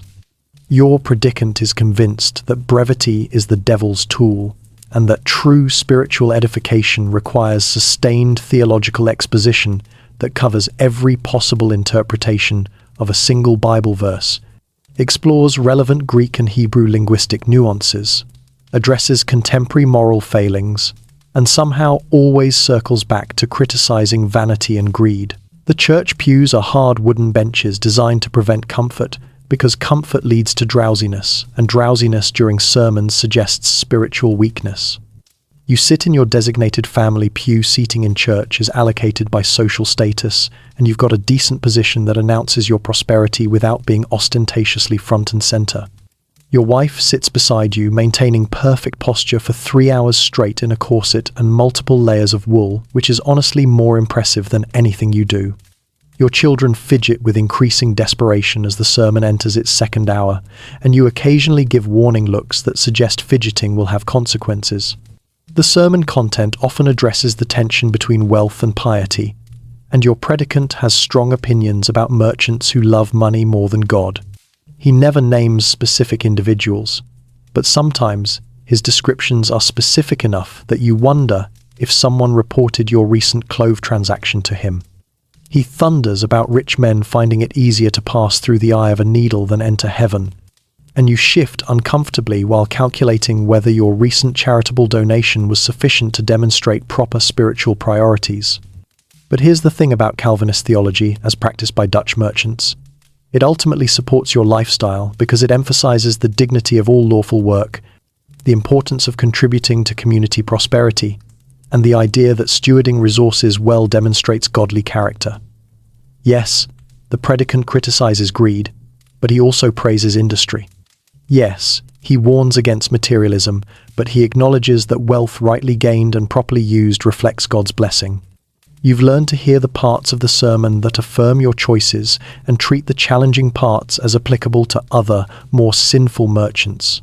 The household devotions conclude with a final prayer for protection through the night, for the safety of ships at sea carrying your invested goods, for wisdom in tomorrow's business dealings, and for the spiritual welfare of everyone present.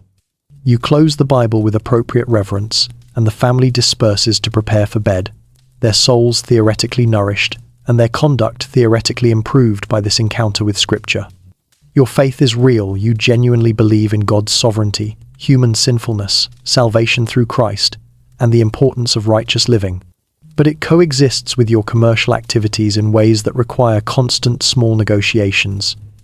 This profit margin is reasonable, but that one might be exploitative. This Sunday trading is necessary, but that would be inexcusable. This luxury purchase demonstrates God's blessing, but that one would be vain excess. You live in the tension, convinced you're navigating it faithfully while aware that the predicant and possibly God might disagree with some of your specific judgments. The evening prayers are done, Scripture has been read, and everyone's soul has been attended to with the same systematic care you apply to warehouse inventory. Tomorrow you'll do business, make money, and trust that God approves because He wouldn't let you succeed if He didn't. Probably. Now that your soul has been cleansed through prayer, it's time to address your body, which has been accumulating the day's grime, sweat, and general funk since you rolled out of bed this morning. But here's the thing about bathing in 1,650 seconds Amsterdam. It's dangerous, possibly deadly, and definitely not something you do casually. The medical wisdom of your time is absolutely convinced that submerging your entire body in water opens your pores to dangerous humors, exposes you to illness, and could literally kill you if you're not careful. So instead of bathing in the modern sense, you practice what's called cleanliness, which mostly involves changing your linen undergarments and hoping the outer layers don't smell too bad. Your linen shirt is the real MVP of 17th century hygiene. You've been wearing it since this morning, and it's absorbed your sweat, protected your expensive wool outer garments from your body's various secretions, and generally served as a washable barrier between you and the world. Tonight, you'll change into a clean sleep shirt, fresh linen that Griette washed during one of Lisbeth's bi-weekly laundry marathons, and tomorrow morning you'll put on another clean day shirt. This constant rotation of linen is how you stay clean without risking the perils of full-body bathing. The theory, which medical authorities swear is scientifically sound, is that linen absorbs impurities from the skin.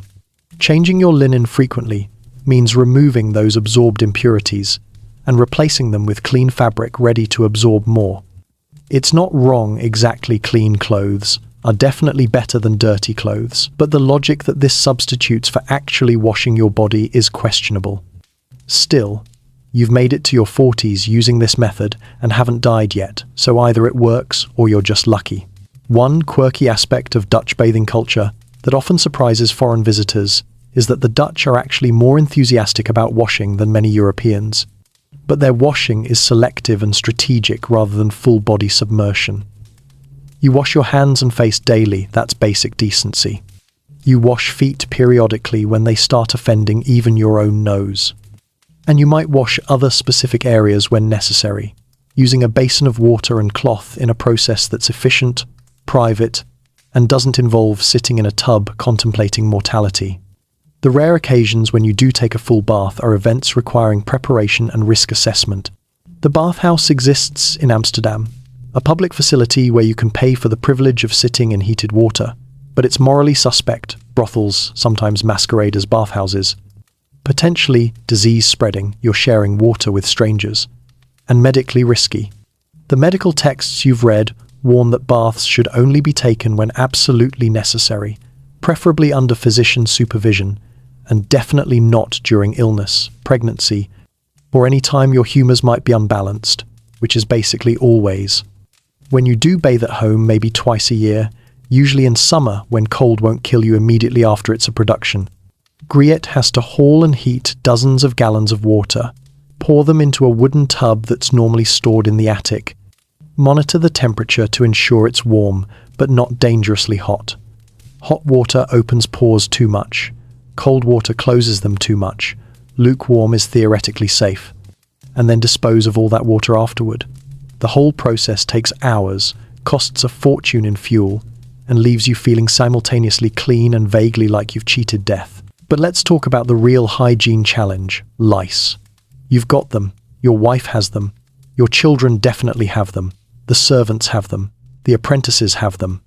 Everyone in Amsterdam has lice, because lice are basically an endemic species living symbiotically with humans in an era before effective treatments. The question isn't whether you have lice, you do, but how well you're managing them through constant vigilance and aggressive combing.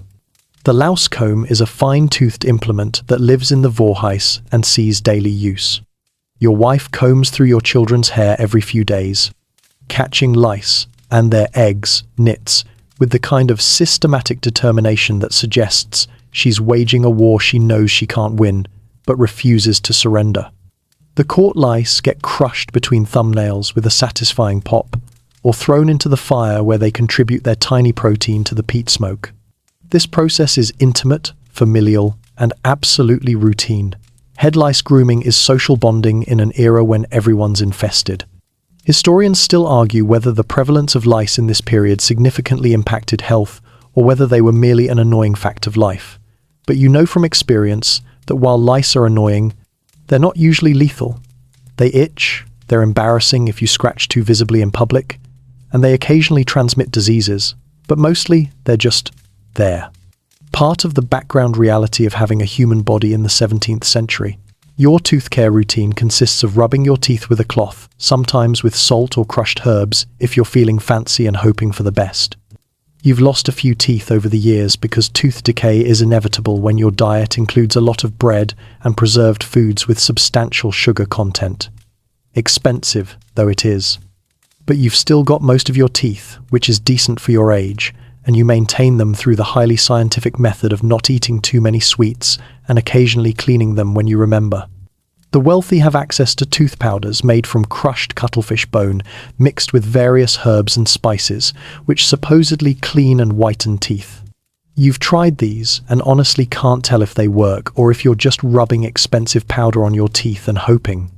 Your wife swears by a particular tooth powder that includes cloves, and maybe the cloves help, or maybe they just make your mouth taste like your warehouse, but either way, you keep using it because visible tooth rot is both unhealthy and socially unacceptable. Hair care involves brushing wooden brushes with boar bristles that pull through your hair with varying degrees of pain depending on how tangled it's gotten, and washing occasionally with soap when the oils build up to unmanageable levels. Your wife washes her hair maybe once a month, always choosing warm days when it can dry without risking illness from wet hair in cold air. The soap is homemade from lye and fat, harsh enough to strip oils effectively, but also harsh enough to leave hair feeling like straw until natural oils rebuild. The chamber pot situation is unavoidable and unglamorous. Your bedroom has a ceramic pot nicely decorated because even your pee vessel needs to announce some level of prosperity that serves nighttime bathroom needs. The alternative is trudging to the outdoor privy in the dark and cold, which nobody wants to do. So the chamber pot gets used, sits in the corner smelling progressively worse through the night, and gets emptied by servants in the morning.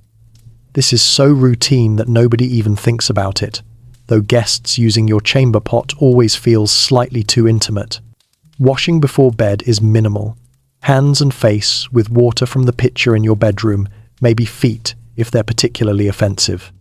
You dry with linen towels that have been used and reused until they're soft from washing, and then you're ready for the final ritual of the evening, getting into the night clothes that separate you from the scratchy bed linens.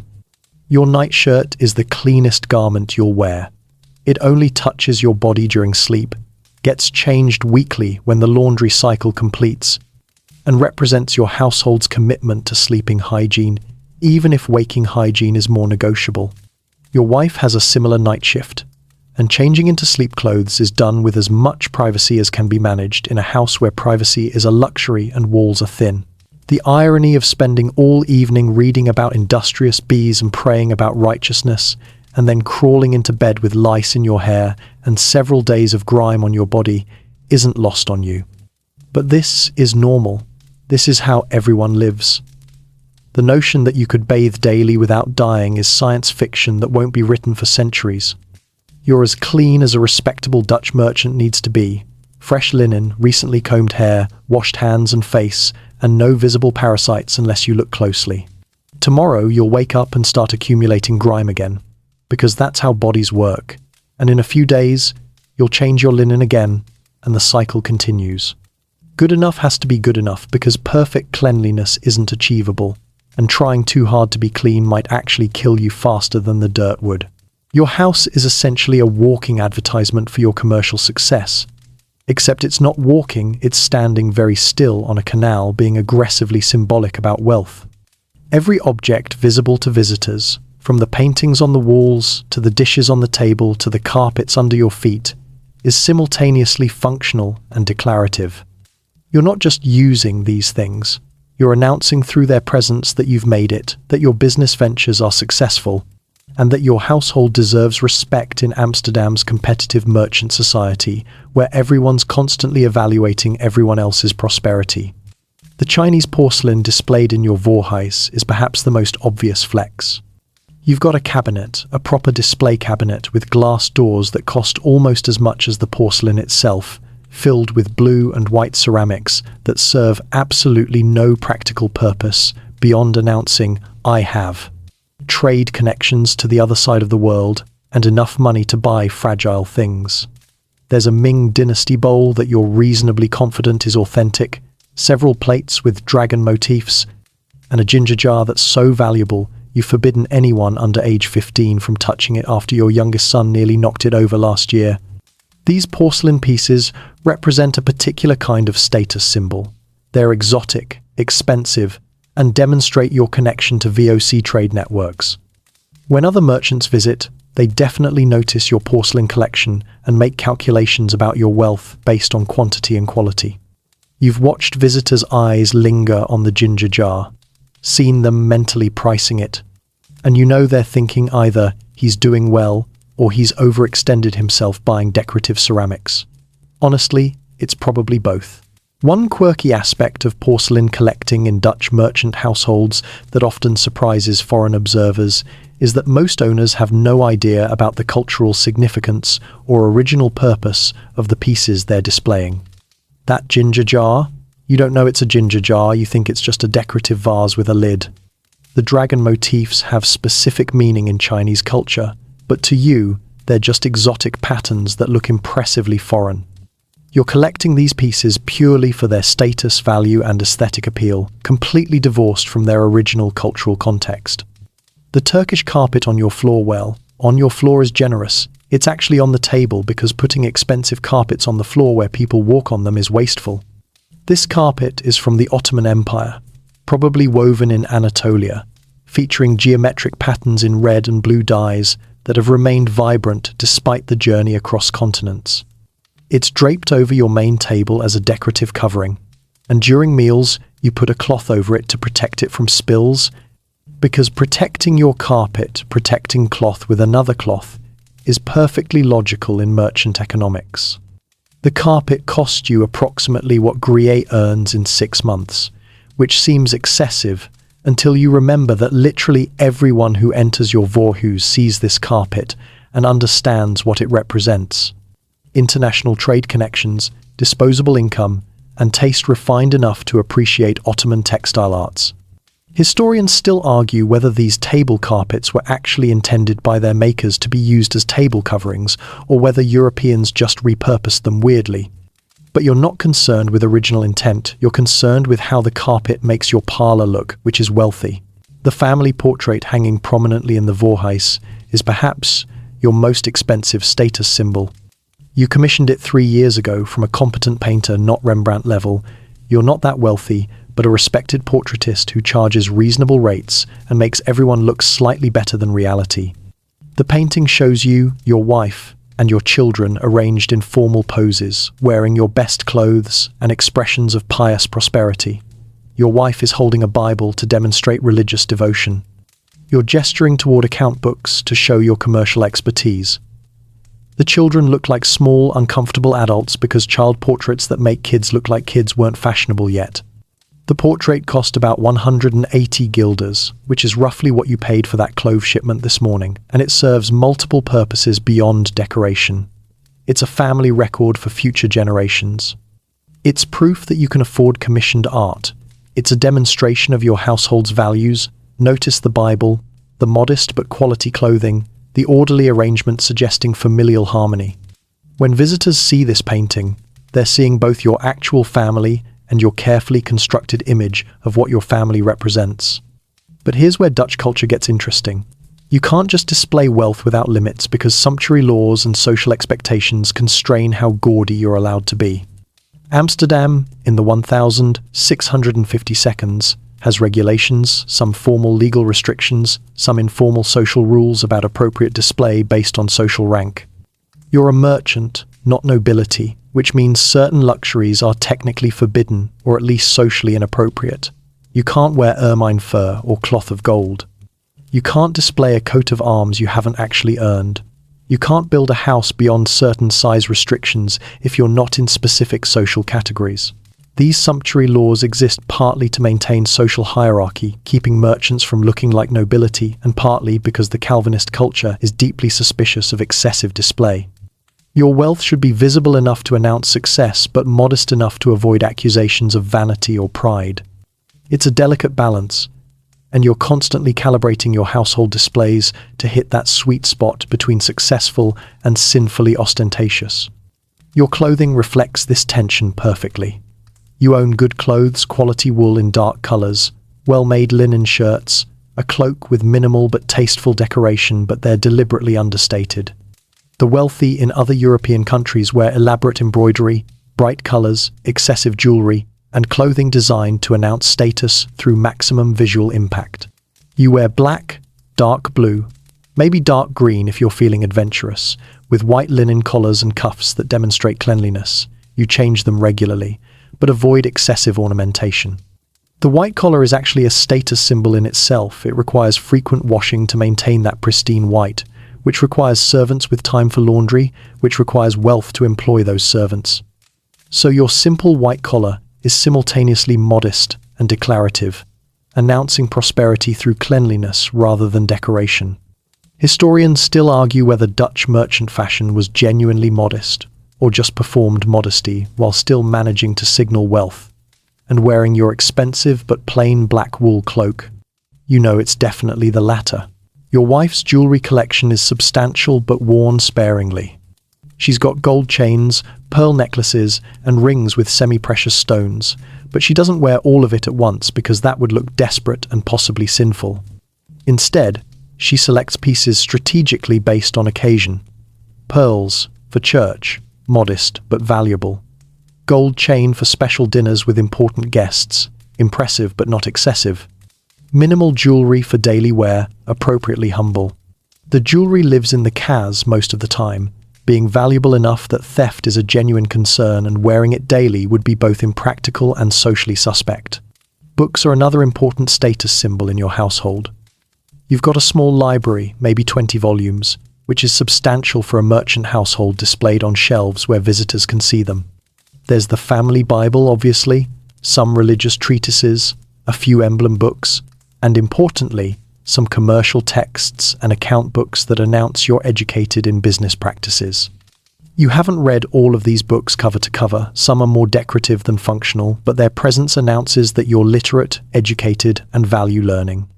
The silver you own is mostly functional serving pieces, cups, a few decorative items, but it's also wealth storage. Silver can be sold if you need liquidity, melted down if necessary. And meanwhile, it sits in your cabinet, announcing that you have enough money to keep wealth in metal form rather than needing every guilder for business operations. The serving pieces get used during special meals, and you're always conscious of them representing both hospitality tools and portable assets. The balance you're maintaining is precarious and culturally specific, wealthy enough to command respect, modest enough to avoid criticism, foreign enough to seem sophisticated, Dutch enough to seem properly Calvinist. Your house walks this line through carefully curated displays that announce success while avoiding excess, demonstrate international connections while maintaining local values, and show off wealth while performing humility. Tomorrow, someone will visit, see your porcelain and carpet and portrait, and make judgments about your household's prosperity and propriety. You're counting on them seeing exactly what you want them to see. A successful merchant family that's blessed by God, connected to global trade, and appropriately humble about both. Life in your household isn't just an endless loop of commerce and piety.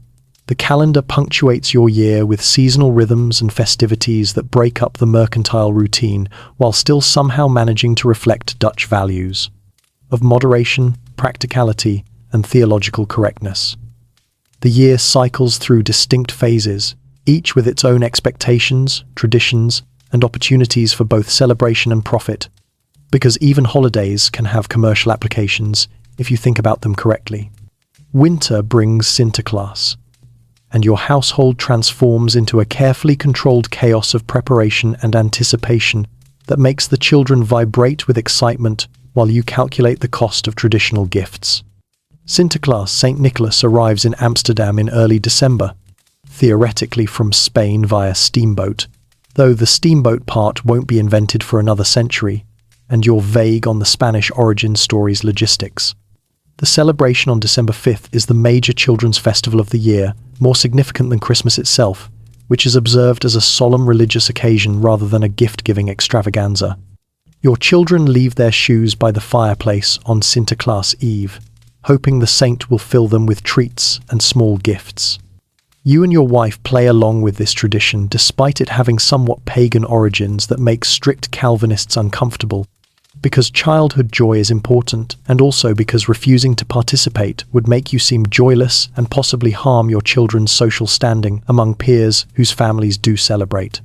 The shoes get filled with marzipan, expensive, candied fruits, also expensive, small toys carved from wood, less expensive but requiring advance purchase, and maybe a few coins to demonstrate generosity. One quirky aspect of Sinterklaas celebrations in merchant households that often surprises foreign observers is the poem's Every Gift comes with a rhyming verse that gently mocks the recipient while presenting the gift. Your eldest son receives a new pen case with a poem teasing his handwriting. Your daughter gets ribbons with verses about her vanity. It's playful but pointed, maintaining that Dutch cultural tendency to undercut celebration with reminders not to get too proud about anything. You've been composing these poems for a week, trying to hit the sweet spot between funny and mean, festive and appropriately humbling. The frozen canals transform Amsterdam into a winter playground that makes you briefly forget about commerce and remember what it's like to just exist in physical space for pleasure. When the canals freeze solid, which doesn't happen every year but is common enough to be a regular winter feature, the entire city takes to the ice on skates. You've got iron-bladed skates that strap to your boots, technology that's been refined over generations of Dutch winters, and you're reasonably competent at moving across ice without falling and embarrassing yourself in front of neighbors. The ice skating isn't just recreation, it's transportation. When the canals freeze, you can skate to the exchange faster than walking through crowded streets. You can skate to your warehouse, to the market, to church, turning the city into an entirely different transportation network where ice replaces water and skates replace boats. Your children are fearless on skates, racing each other and pulling off tricks that make your wife nervous, but you remember being young and similarly convinced of your invincibility on ice. Historians still argue whether the Dutch cultural affinity for ice skating shaped national character or merely reflected the practical necessity of adapting to winter conditions, but experiencing the freedom of movement across frozen canals, you're pretty sure it's both. There's something equalizing about everyone on skates, merchants and servants, wealthy and poor, all navigating the same ice with varying degrees of grace. Your status doesn't prevent you from falling any more than Griette's servant position makes her less skilled on skates. Spring brings the cleaning frenzy that makes winter look relaxing by comparison. Your wife announces it's time for the annual deep clean, the kind that involves taking apart the entire household, washing things that haven't been washed since last spring, and making everyone's life miserable for approximately 2 weeks. This isn't optional tidying. This is systematic warfare against the accumulated grime, dust, and general funk of winter, living in a house where 7 people exist in close quarters with inadequate ventilation. Every textile in the house gets washed.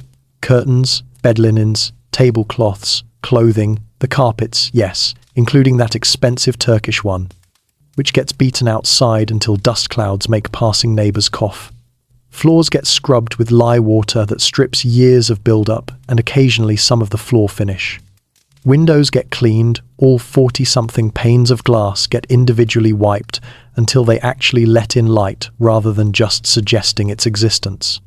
The walls get wiped down, the furniture gets moved and cleaned behind, and objects that haven't been touched since last spring get examined, cleaned, and either restored to their positions or consigned to storage. Griette looks like she's planning murder by the 3rd day of spring cleaning, and honestly, you don't blame her. Your wife is in full organizational mode, directing operations with military precision, while also doing substantial physical labor herself, because Dutch merchant wives don't supervise cleaning while staying pristine. You're mostly trying to stay out of the way while occasionally being recruited to move heavy furniture or reach high shelves that everyone else is too short to access without risking death. The spring cleaning serves multiple purposes beyond actual cleanliness. It's a seasonal reset, a way of marking winter's end and preparing for warmer months. It's also performance. Neighbors see your laundry hanging out to dry, see your carpets being beaten, see your household engaged in visible industrious labor, and make judgments about your household management standards. A household that doesn't spring clean is either desperately poor, pathetically lazy, or socially unaware of proper seasonal maintenance. Summer brings the kermis, the annual fair that transforms Amsterdam into a temporary carnival of commerce, entertainment, and controlled chaos that your strict Calvinist conscience simultaneously enjoys and feels guilty about enjoying. The kermis sets up in the main squares with booths selling everything from gingerbread to ribbons to questionable miracle cures, performers juggling and doing acrobatics, musicians playing, and food vendors offering treats that you definitely can't afford to buy for everyone in your household, but end up purchasing anyway because denying your children fair food feels unnecessarily cruel. You walk through the kermis with your family, and it's one of the few times you're just people experiencing spectacle rather than merchants calculating profit margins. Your children want everything, the sweets, the toys, the ribbons, all of it, and you negotiate a reasonable number of treats, while your wife ensures nobody gets so overstimulated they vomit, which has happened in previous years, and nobody wants a repeat performance. The entertainers are the real draw. Acrobats performing feats that seem to defy physics, musicians playing instruments you've never seen before, storytellers weaving tales that captivate crowds, and the occasional con artist trying to sell you something that definitely doesn't work as advertised. You watch a juggler keeping 5 knives in the air, and part of you is calculating whether juggling lessons would improve your children's coordination, while another part is just appreciating the skill on display. The kermis represents everything your Calvinist culture is suspicious of: excess, frivolity, potential sin, the waste of time and money. And yet it happens annually, with full community participation, because even the most devout recognize that humans need celebration, that children need wonder, and that occasionally eating spiced nuts while watching acrobats is not going to damn your soul to eternal hellfire. Probably. The year's rhythm, Sinterklaas, gifts in winter, skating on frozen canals, spring cleaning frenzy, summer kermis festivities provide structure beyond just commercial calendar and religious obligations. These seasonal markers remind you that life is more than ledgers and prayers, that your household exists in time that's measured not just by profit cycles but by natural rhythms and cultural celebrations that connect you to community and tradition. Tomorrow will bring more commerce, more prayers, more household management. But tonight, walking home from the kermis with children carrying wooden toys and sticky fingers from candied fruit, you're just a family experiencing seasonal joy in a city that's figured out how to balance prosperity with celebration, piety with pleasure, commerce with community. The day is finally ending, and honestly, you're ready for it to be over. The candles have burned down to stubs that are barely worth saving. The fire has settled into embers that glow more than heat, and everyone in the household is moving, with the slow deliberation of people whose bodies have been working since before dawn and are now filing complaints through various aches and pains. It's time for the nightly ritual of securing the house, banking the fire, and surrendering to sleep that you've earned through 14 hours of sustained commercial and domestic activity. The first order of business is checking the locks, because Amsterdam might be prosperous, but that prosperity attracts thieves who'd love to redistribute your carefully accumulated wealth into their own pockets.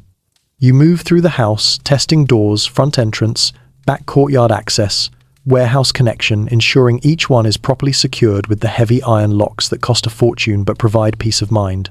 The windows get checked too, shutters closed and latched from inside, because an unsecured window is basically an invitation for someone to climb through and help themselves to your Chinese porcelain or Turkish carpet.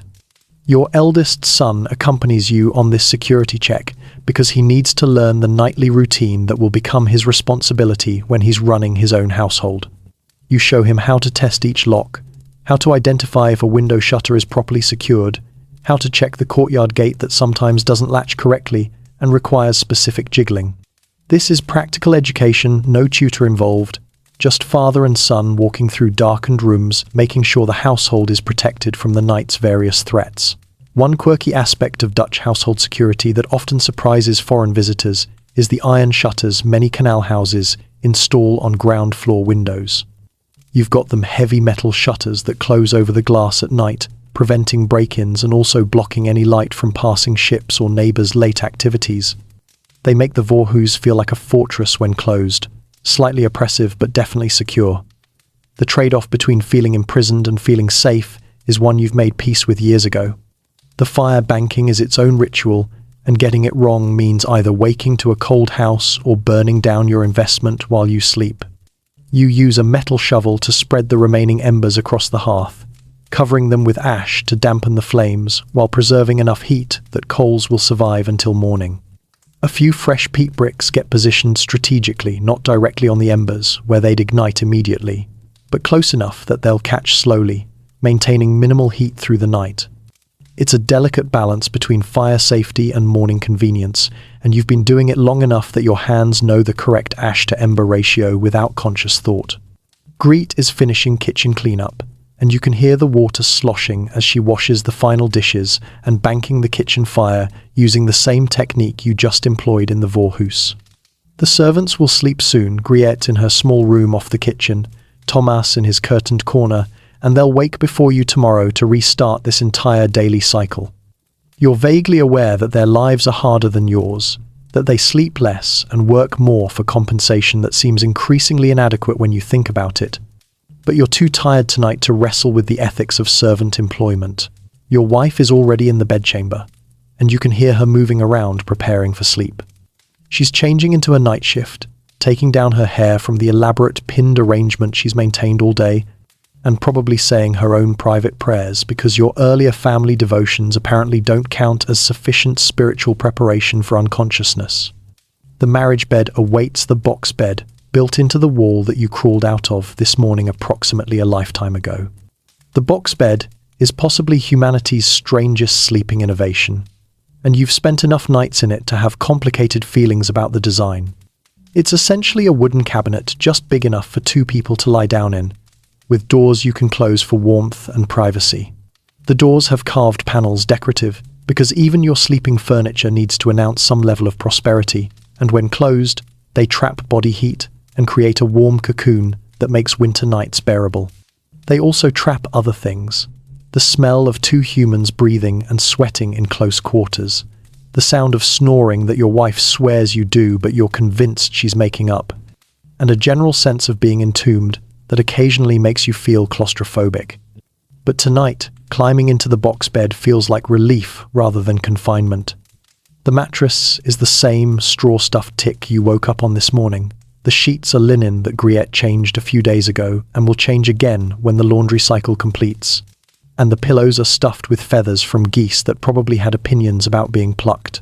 You settle in beside your wife, who's already positioned herself on her side of the bed with the territorial precision of someone who's been sharing this space for 15 years and knows exactly where her half ends and yours begins. The heavy curtains get pulled closed, thick wool fabric that blocks out light, sound, and drafts, while creating the illusion of privacy in a house where true privacy is basically impossible. Inside this fabric cave, it's just you and your wife and the day's accumulated exhaustion. She murmurs something about tomorrow's tasks, needs to buy more flour. The youngest son needs new hose because he's outgrown his current pair. And you make agreeable sounds while your brain starts shutting down non-essential functions in preparation for sleep. Historians still argue whether couples in this period experienced genuine emotional intimacy or whether marriages were primarily economic partnerships with affection as an occasional bonus feature. But lying here in the dark, listening to your wife's breathing settle into sleep rhythm, you know it's both. She's your business partner, household manager, mother of your children, and also the person you've shared a bed with for a decade and a half. That's intimacy. Even if it's not the romantic ideal that future centuries will invent and make into cultural requirements. The house settles around you with the sounds of wood adjusting to temperature changes, the distant noise of canal water against foundations, and the general creaks and groans of a structure that's been standing for decades and will probably outlive you. Tomorrow's ledgers await, literally. They're sitting on the desk in the Vorheis with calculations half completed and decisions deferred. Tomorrow you'll return to the exchange, make more deals, manage more risk, and continue the endless commercial cycle that defines your existence. But tonight, you're just a body that worked hard all day and needs rest. Your eyes close, your breathing deepens. The darkness inside the box bed is complete and comforting. And slowly, with the inevitability of tide and season, you drift into sleep in your narrow house on your narrow canal in your narrow but comfortable life as a 17th century Dutch merchant. The sounds of the house are fading now, settling into the quiet rhythms of night. Somewhere below, the fire whispers its last glowing thoughts to the darkness. The canal outside barely murmurs against the old foundations. A gentle, lulling motion that's been here longer than memory, longer than worry, longer than the weight of tomorrow's uncertainties. Your body is finally, blessedly still. The aches from the day are melting into the mattress beneath you, each muscle releasing its tension like a gentle exhalation. The straw that seemed so pokey this morning now cradles you with familiar comfort. The linen sheets have warmed to your body's temperature, creating a soft cocoon where the edges of waking and dreaming begin to blur.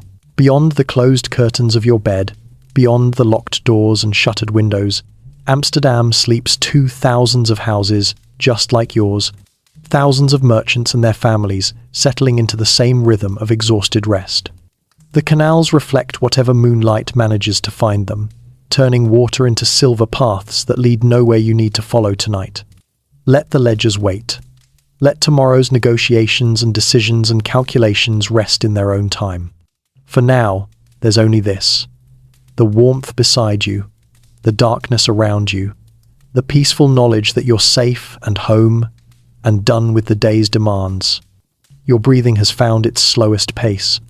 Your thoughts are drifting like smoke from that banked fire, dissipating into nothing, becoming formless and soft. The box bed holds you gently, a wooden embrace that's witnessed countless nights just like this one, countless sleeps and wakings, and the quiet assurance that morning will come again, but not yet, not yet. For now, there's only rest, only the deep, peaceful dark, only sleep. And in that sleep, you're finally, completely home. Sweet dreams.